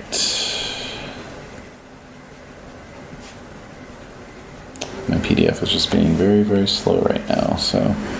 So apologies celerity for that. increases what to dex? What? So yeah, it's just basically a +1 per dot in celerity to your initiative. Oh, to initiative. Okay. I think that's All right. Yeah. Okay. Among so, other things. So we are brandishing our crosses. We are brandishing our stakes. We're going to stake this thing. And burn the whole house down. Okay. That's exactly what's going to happen. Well, actually, it doesn't add to your initiative. Okay. Each point of celerity adds 1 die to every dexterity-related dice roll. So if I wrote dexterity, so if it adds to my... That's what I thought you said. It adds to my dexterity. Well, dice rolls. See, that's where I was getting confused. It doesn't add to your dexterity, it adds to your dice rolls. So, adds 1 die to every dexterity-related dice roll. In addition, you can spend 1 blood point to take an extra action up to the number of dots you have in celerity. I don't know what that means. Okay. Any dots used for extra action. Okay, that would be good. That would be good, Okay. I think, to do at some point. Alright, so I rolled 8. Okay. She got a 9. Ooh, it's a she? It's a she. Oh, broodmother. That's what Broodmother, you said. Wait, so are the flies... Never mind. I want to know. No, I do want to know. You want to find out. Yeah, okay, alright. I'm thinking all the flies can combine to create various... Unless every fly is a vampire. Sorry, I'm giving you ideas. Oh no. There's no ideas to be had. Because that's what it is. Are you serious? Anyway, so... But they're neonates. Okay, sorry. Okay, so we are going to stake and cross the thing into the ground. That's right. That's what we're doing. Yeah. Alright, so, let's see. First off, those flies are coming at you. Oh, man. So, let's see here. It's a swarm of large bugs. Yes. Okay. And let's see. Each beast type is given a listing. Roll damage dice. Pool listed once per turn. Difficulty 6. Allow characters to dodge or soak the result. Okay. All right. So. Don't tell me these flies can do aggravated damage. No. Not that bad. All right. Damage difficulty 6. Okay, so you're going to take 1 level of lethal damage, but you can try to soak it. Remember? Okay, so you're gonna fortitude. roll your stamina plus fortitude if you have any. Fortitude, I do. Okay. Wait, if I have any fortitude, we've made this abundantly clear. I have 1 point in. We made this abundantly clear. Okay, what's the difficulty? 6. Yeah. 3. Great. All right, so that cancels it out. Good. Okay, so boop boop badoo. All right, so basically, at this point, the others are going to come in, and then that'll be the end of the round. Okay. Okay, so new initiative. All right.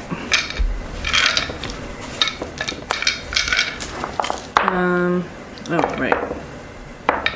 Oh wait, actually, you had an action. Oh, we skipped you. Yeah, you did. Okay, so what do you want to do? How close can I get to it? You can run right up to it. I'm gonna run right up. So I'm gonna run right up to it and try to. Actually, I want to use my claws on it. Ooh. Because that's aggravated damage. Yes, it is. I mean, the stake's bad. Yeah. Well, no, I'll try the stake first. I'm gonna use my claws as a last resort. Do you want to grow your claws this turn? Yes, I'm gonna grow my claws. All right, so that's a blood point. And then I'm going to I'm gonna grow my claws, but I'm also gonna stake. Can I do both? I can't just stand there, grow my claws. Like, Well, no, but you can stand, far off. You can stand off and grow your claws. But no, I'm thinking. Yeah. Think about it. I mean, I don't want you to say yes, you can do both, but right. I just feel dumb. Let's see here. So I think, yeah, I'm going to say that you can do it. Okay. However, you're going to lose a die off of your dice pool. Okay. Okay. All right. So this would be. It's going to be a melee attack. I have no points in melee. Can I just realize that and just grow my claws? Wait, you have no points in melee? No. What were you rolling before? Oh, brawl. Brawl. That's right. 1-on-1. I'm a brawler. You are a brawler. I'm not a weapon. I don't use weapons. You're a brawler, not a mauler. All right, so you probably wouldn't have had the stake to begin with. Like if someone offered you the stake, you'd be like, "I'm good," right? I guess. I don't know what to expect. Or you have the stake, but you're kind of realizing. Stake, I'm realizing what am I going to do with this? Okay. So I put it back into my little bandolier. Okay. And then I'm gonna. Okay, so you're growing your claws. You're resheathing the stake. That's basically your action. All right. As the others kind of fan out around you. All right. And everyone's like, these insects are attacking. Yeah, they're everybody. horrible. All right, so so new round. Initiative again. I rolled a 9. You got a 9. Mm-hmm. Okay, she got a 10. Oh. So again with this. Nope, no damage to you. Oh, wow. All right, my claws are out. Okay, 1 second. Yeah. Because the insect thing happens automatically. Mm-hmm. So, we are also going to. Okay, so let's see. Just trying to decide what she's going to do here. Oh yes, I like that. That's good. That's good. Okay, so I need to know your self-control, please. It's 2. Okie dokie. Oh boy. Alright, so 2? Yes. Okay. Thank you. Hey, what's that? 2? Alright.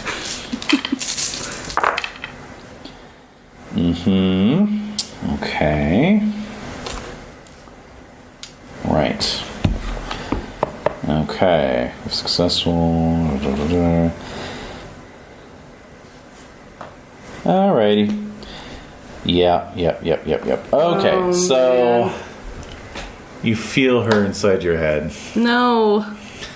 What is a formative trauma of your life?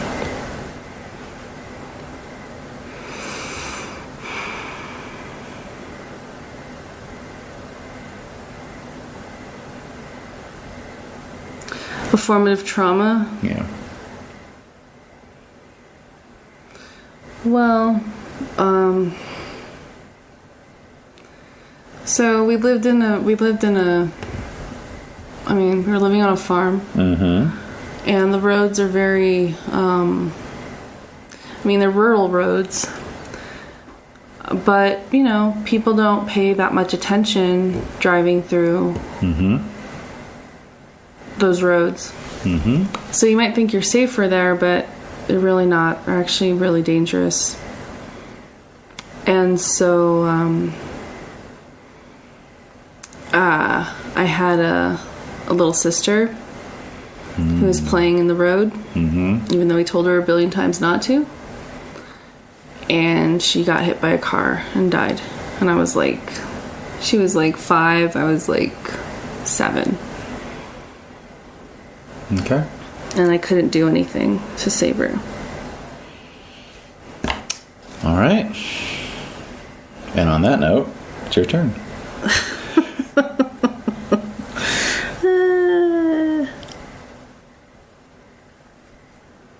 Okay.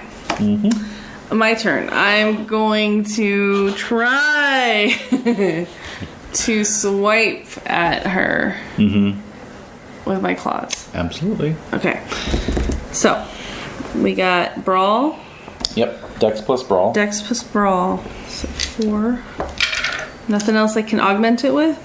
This would be where Celerity would come in. So, yeah. I can't use a willpower point? Yes, you can actually. Okay. So willpower point guaranteed success. What's the difficulty? 6.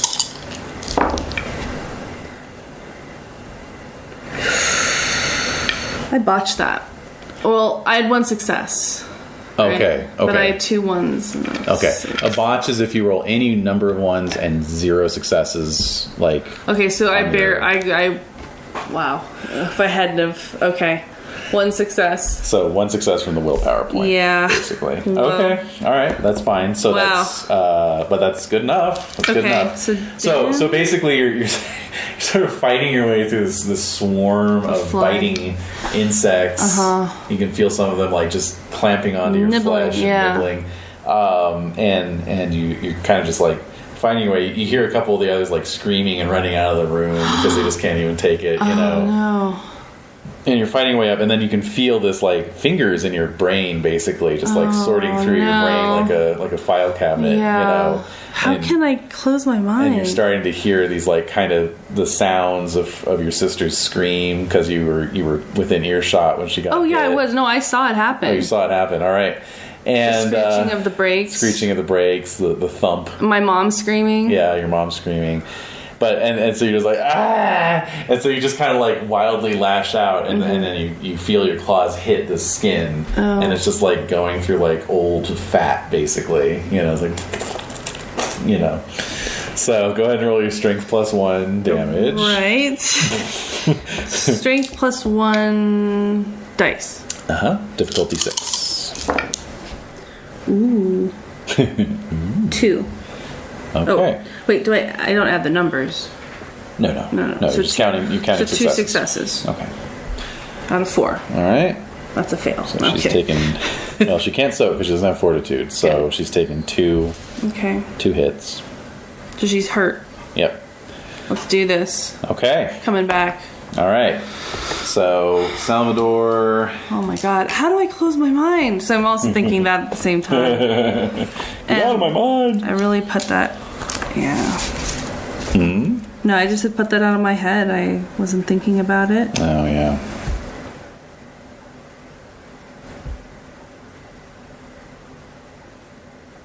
Okay, so Salvador is coming in and do his thing.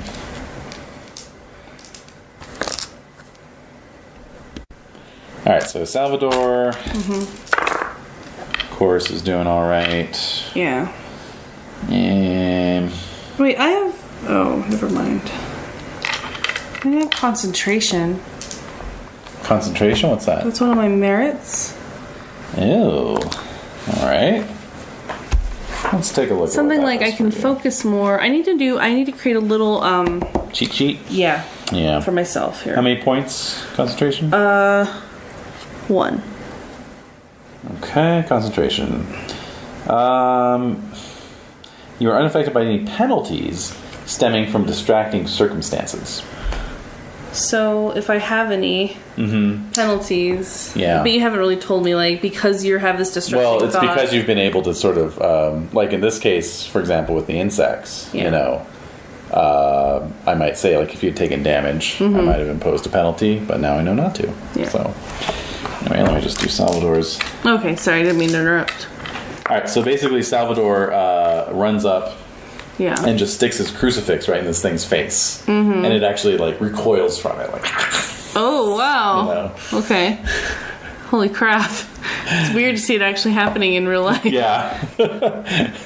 Even weirder to see it on some monstrous, bloated mockery of... The thing. Yes. All right, so initiative, please. Okay. 6. Okay, she got a 12. Oh. Salvador and Co. got a 10. Okay, good. All right, great. All right, so... However, this isn't going to be one of those things where we couldn't have done it without you.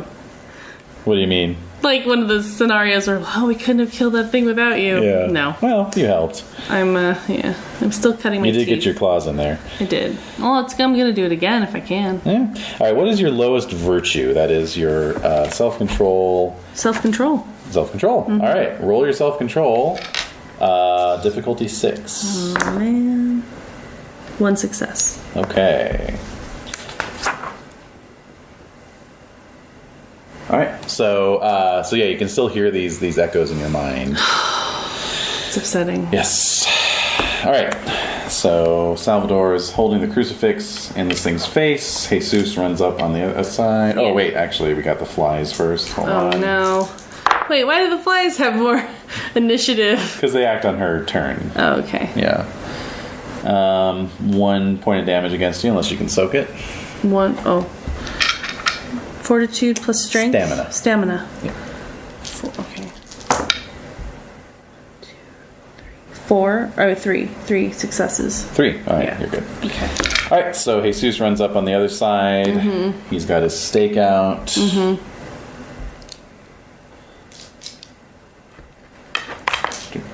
Do. Okay.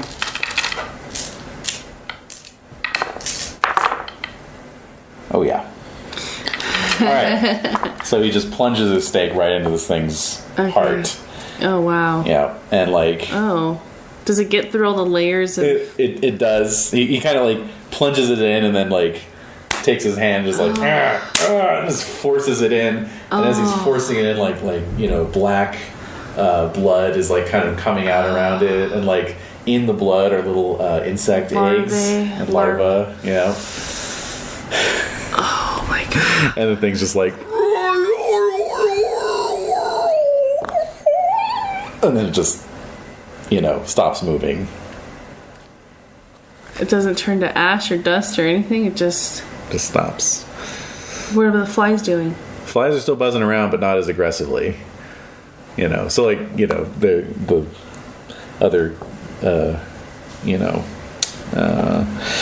assailants in the room are like, you know, sort of pulling them off their skin. You know, Yeah. like, ow, Brushing them off. and Yeah. brushing them off. Yeah. And you know, Crispus hits the garage door opener, and it kind of gives this loud squeal because it hasn't been opened, and you know, Decades. God only knows how long. It's like,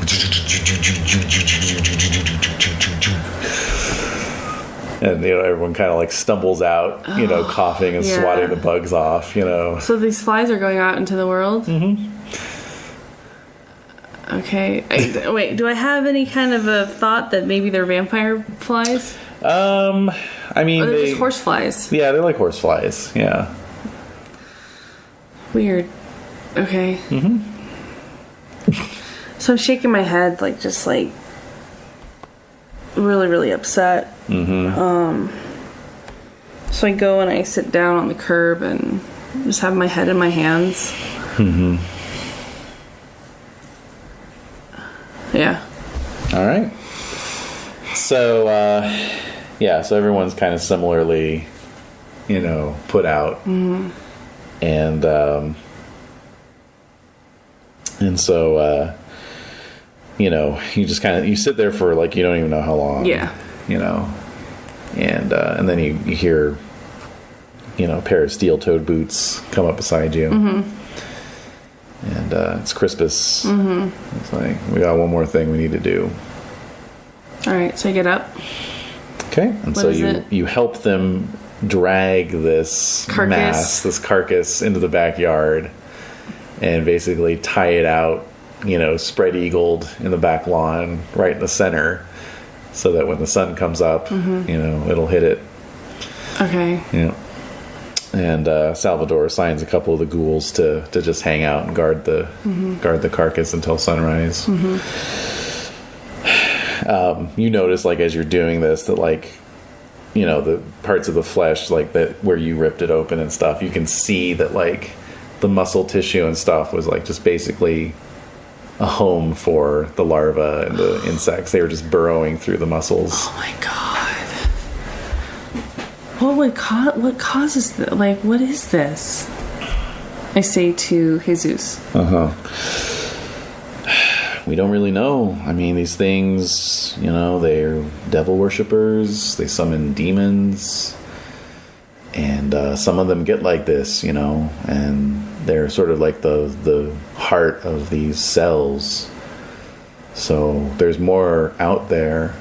We just don't know where they are. Well, by killing this one... Killing this one, you know, is going to be a blow. And we're going to get some guys on this place watching it to see if anyone else shows up. And hopefully that'll give us some leads to find the rest of these fuckers. But, you know, as far as we know, these things kind of... They're sort of like if you're a member of these cults for a long time, this is how you end up. So, I don't know. Cults to what? Fucking devils and demons, man. Alright. Shrug. Alright. Are we out of here? Are we leaving? Yeah, let's get out of here. Alright. So you load into the cars. Again, awkwardly Car in the doors middle. slam. You're sitting in the middle. Actually, no, you have the back seat to yourself because the two ghouls who are in the car Oh, with they you ran have been, away? No, they've been set to watch the body. Alright.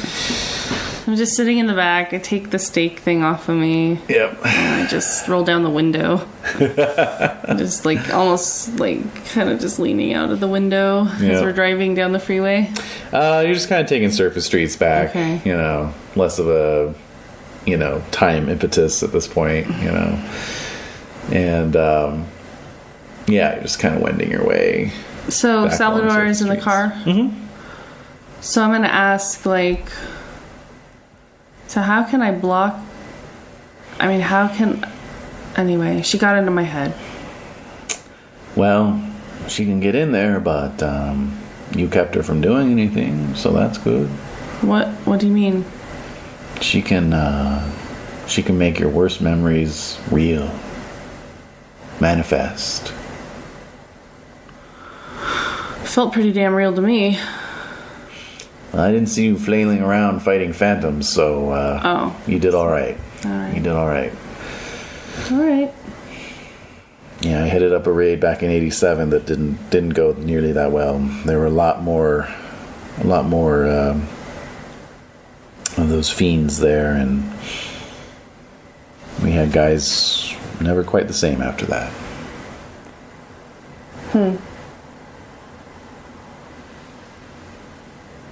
All right. And so you're sort of driving. Mm-hmm.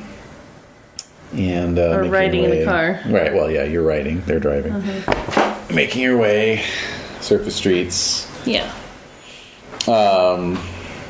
Salvador says, we're going back to one of my havens for the night. I hope you don't mind. Oh well, I kind of had plans. I'll have one of my guys take you back to Taste if you prefer. Yeah, I would prefer that. I appreciate it though. Maybe another time. Absolutely. All right. So, all right. So you're kind of like making your way you're kind of paralleling the 60. Making your way back towards, downtown LA. Let's see. Oh man. Doo-doo-doo. Oh dear. Oh dear. All right, so you pull up at a red light at one point. And you're kind of like leaning. Is Salvador still in the car? Yeah. Okay. Oh yeah. No, you haven't gone back.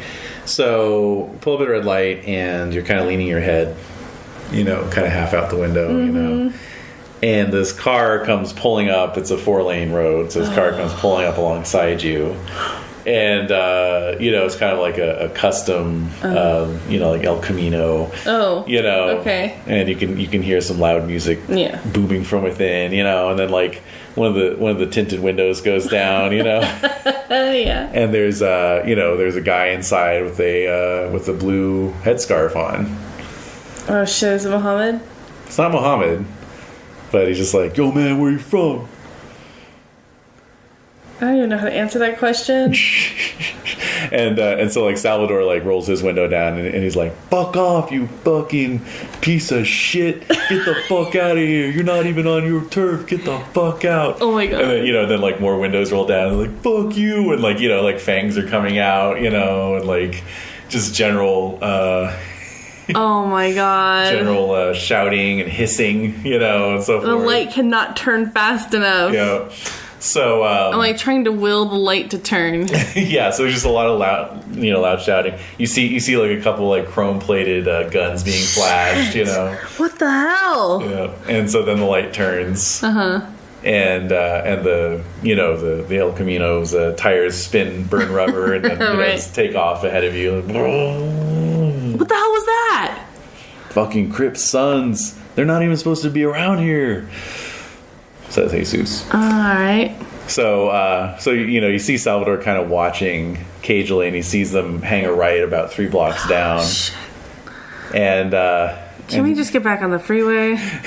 and so he says, yeah, let's get back on the freeway. But then like he reaches down to the central, the floor in the center, and Oh my god. unhooks the mobile phone. Yeah. Dials a number on the back of it, puts the receiver to his ear, and why don't you give me a perception plus alertness roll? Yes.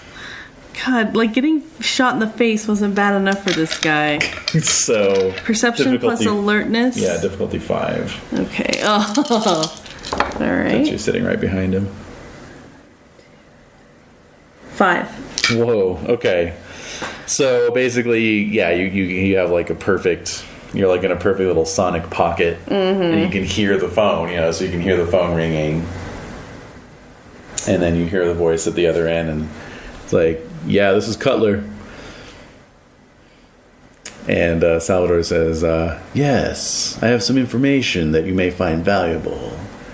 A carload of the Crip Sons are heading west on Fountain Boulevard.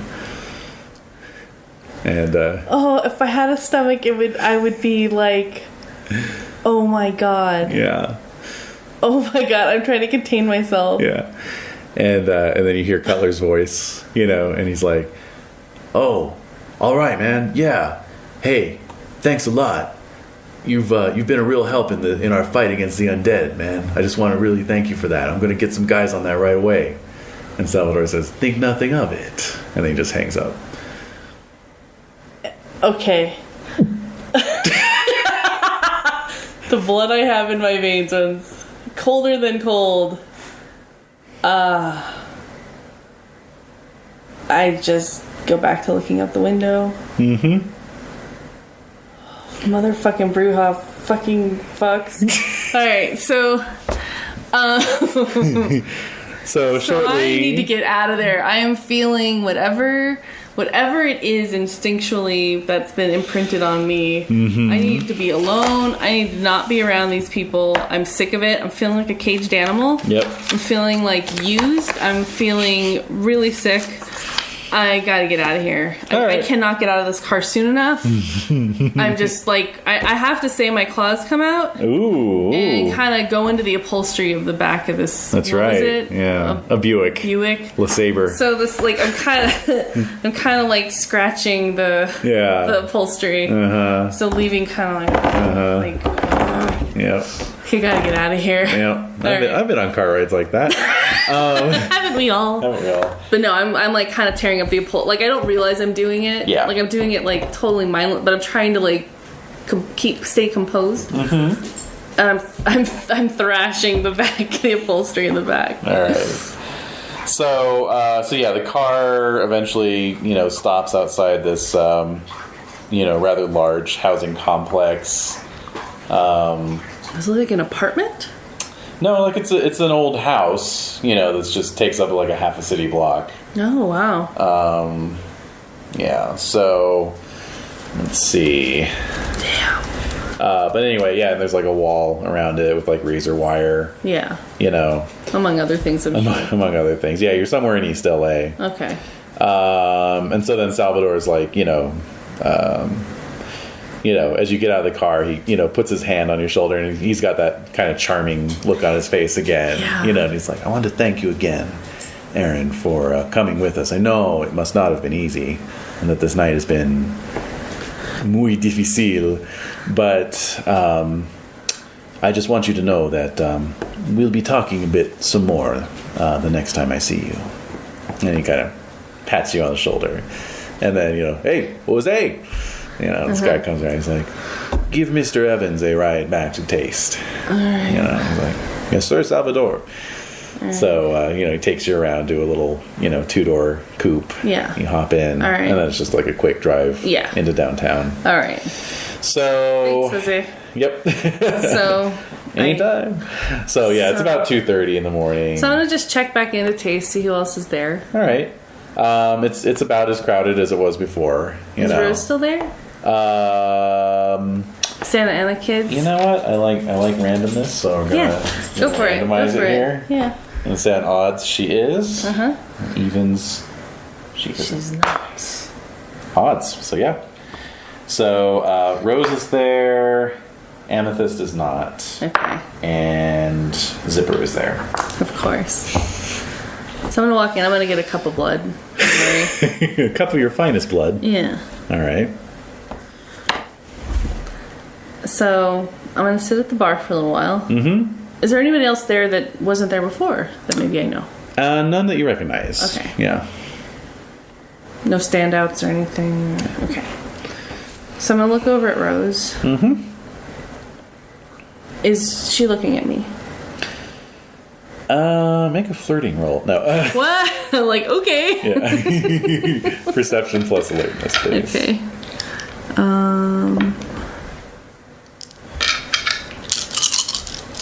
What's the difficulty? It's a crowded club, so let's say 7. I don't make it. Okay. So, hard to say. You're trying to look through a bunch of people at the bar. So I finished my cup. Yep. I'm gonna walk over to where she is. Yep. All right. Does she acknowledge me? She says hello again. Can I sit down? Certainly. Alright, so I sit down on the seat. Whatever. Where's Zipper? Where's... He's at the table. Is he looking at me? Oh, yeah. So they're both looking at you. Where'd you go, Aaron? When? Just now? No. You were gone for like 3 months. I had to leave. We were all worried about you. Didn't you see the... I was worried about you. You were? Yeah. Well, that's very sweet of you to say. I had to get out of town. You saw what went down. Yeah. Okay. For the most part, I mean, you didn't see the actual. Well, It's understandable, I guess. But a note would have been nice. Just letting me know you're okay, so I didn't have to worry. Okay, so I kind of look away, just looking at the crowd. Yeah. Well, I don't even know why you would have been worried about me. So she leans over to Zipper and says something to him really low, quiet, so you can't quite make it out. Unless you make a perception plus alertness roll. Yeah. Difficulty 8. It's loud in there. Uh-huh. Okay. Difficulty 8? Yep. 2. Okay. Something about over to the bar for a couple minutes is what she says. Okay. So Zipper kind of like looks at her and looks at you and kind of purses his lips, but he gets up and walks away. But then he sits at the very end of the bar so he can kind of keep watching you peripherally, you know. Okay. All right. So she sort of waits until he's seated himself. And then she turns to you and she reaches her hand across the table and puts it on yours. What? Yep. And she says, "Because I like you, Aaron Evans." What? Like, so I am completely blindsided. Mm-hmm. I don't know what I did.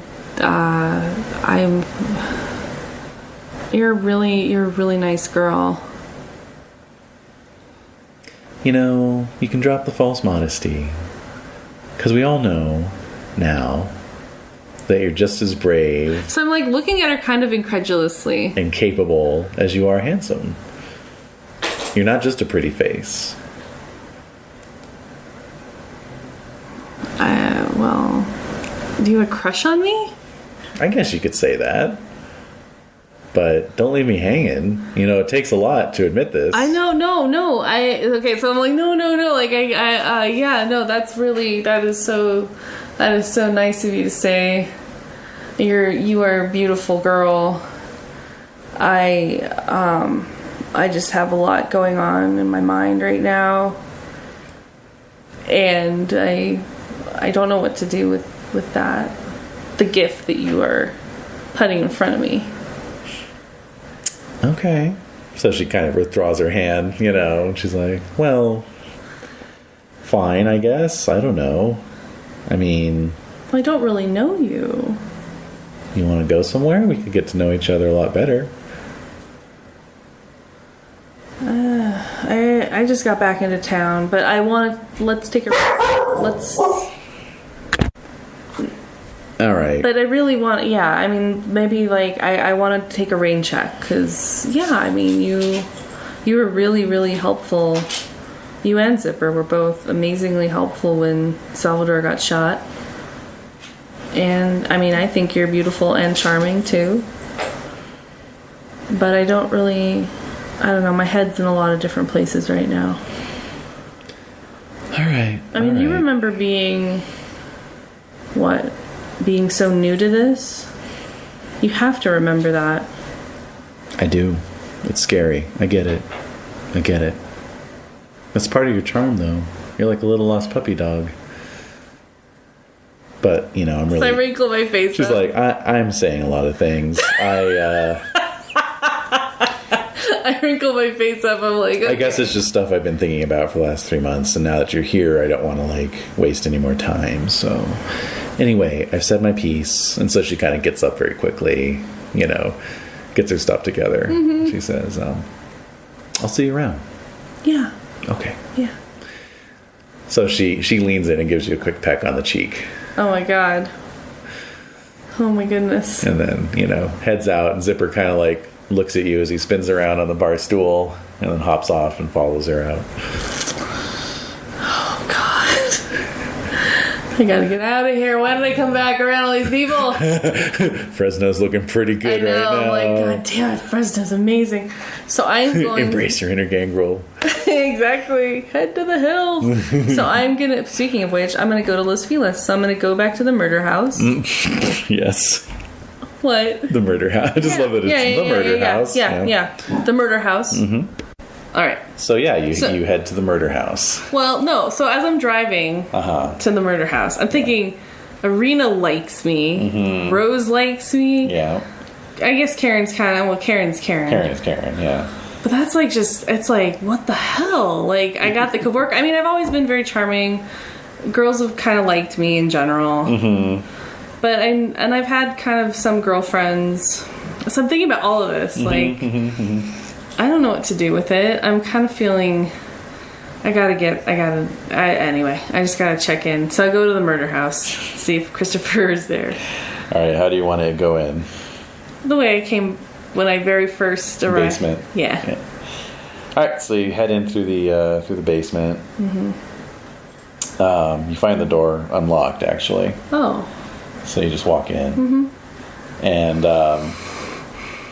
you walk in, through the utility room, up into the pantry, through the kitchen, and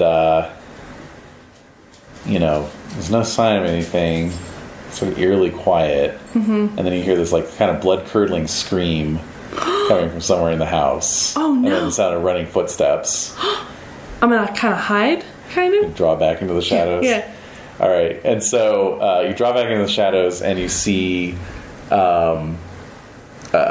this young man. He looks like a jock or a college freshman type. Kind of run into the kitchen, and he's got his shirt off. He's just wearing jeans. He's barefoot, and there's blood just flowing down his neck over his chest.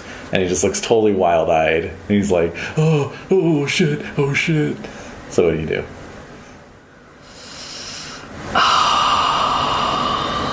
Am I tempted by the blood? You can make a self-control roll. However, you're pretty much full on your blood pool, right? I'm missing 2. So we'll say difficulty 5. I make it. Okay, so you're okay. I'm okay. I don't know what to do.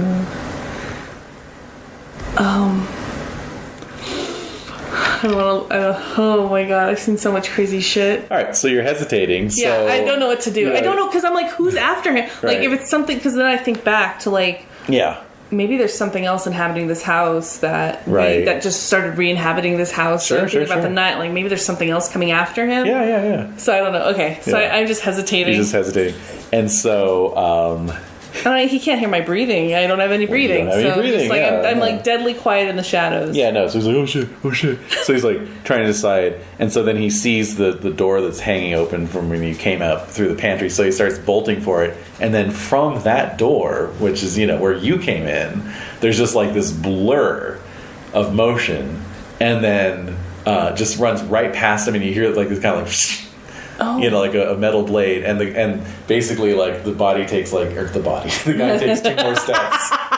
The blood bag. The guy takes 2 more steps as his head just kind of rolls back off his shoulders. Oh. And then the body goes one way, and the head just kind of across the linoleum floor of the kitchen. Blood spilling. And blood is just. And then you see Joaquin just standing there, with this kind of curved knife that's got this very clean blood splatter on it, and so basically he's just kind of standing there, and it's the first time you've ever seen him smiling. Oh wow. He's just got this big smile on his face. Does he know I'm there? And he's looking right at you, and then but he doesn't really say anything, and he just kind of takes the edge of his shirt and he's wiping the blood off. Hey Joaquin. Sup? And then into the room from the direction that the guy came running comes Christopher, totally naked. Oh my god. Completely covered in blood, on his chin, down his neck, down his chest, and over his abdomen, and kind of on his thighs even. And he's kind of licking his fingers, and he says, "Oh, hello, Aaron. Welcome back." And we'll just end it there.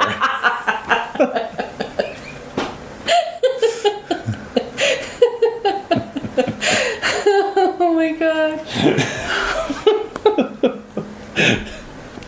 Should have stayed in Fresno. First of all, what have I learned? Should have stayed in Fresno. Second,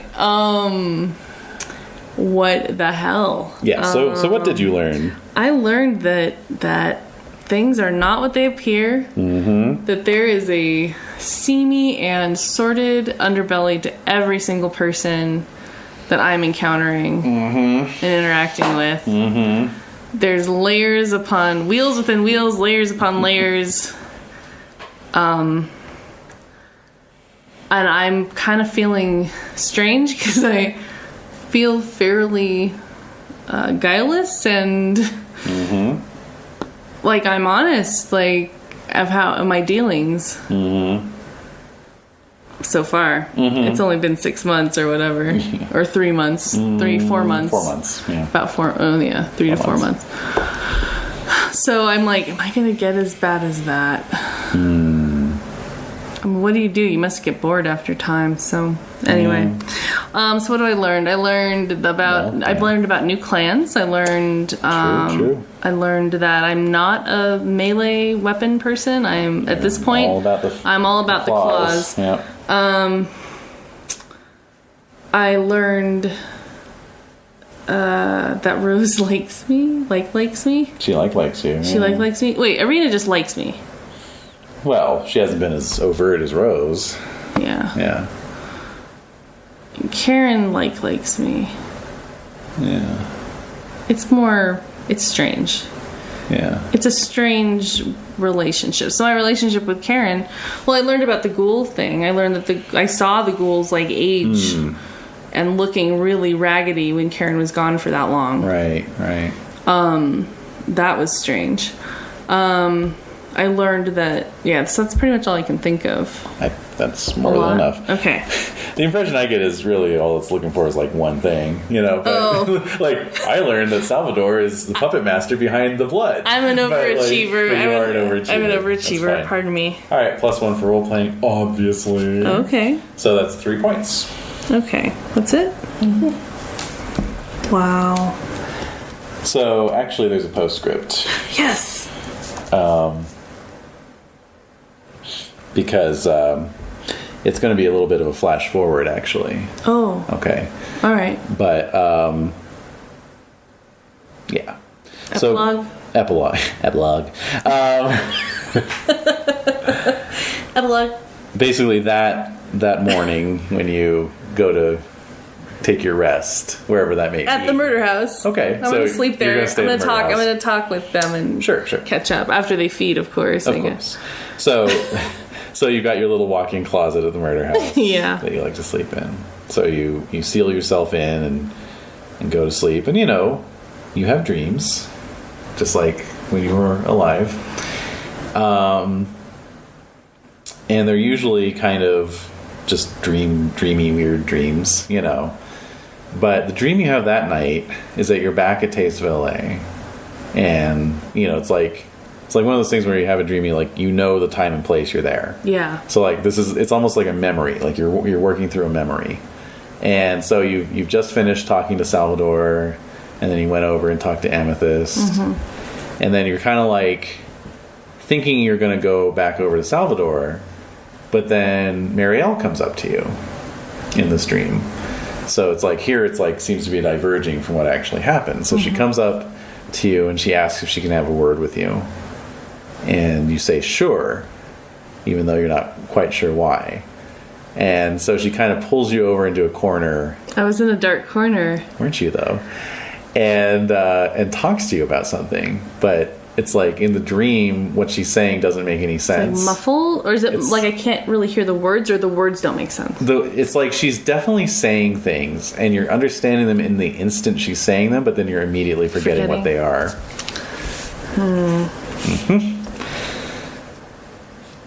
And so that's the dream, and that's the epilogue.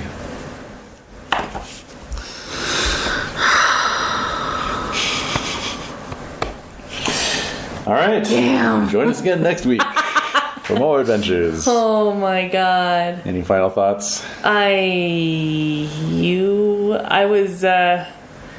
You just turned it up. You just ramped that shit up,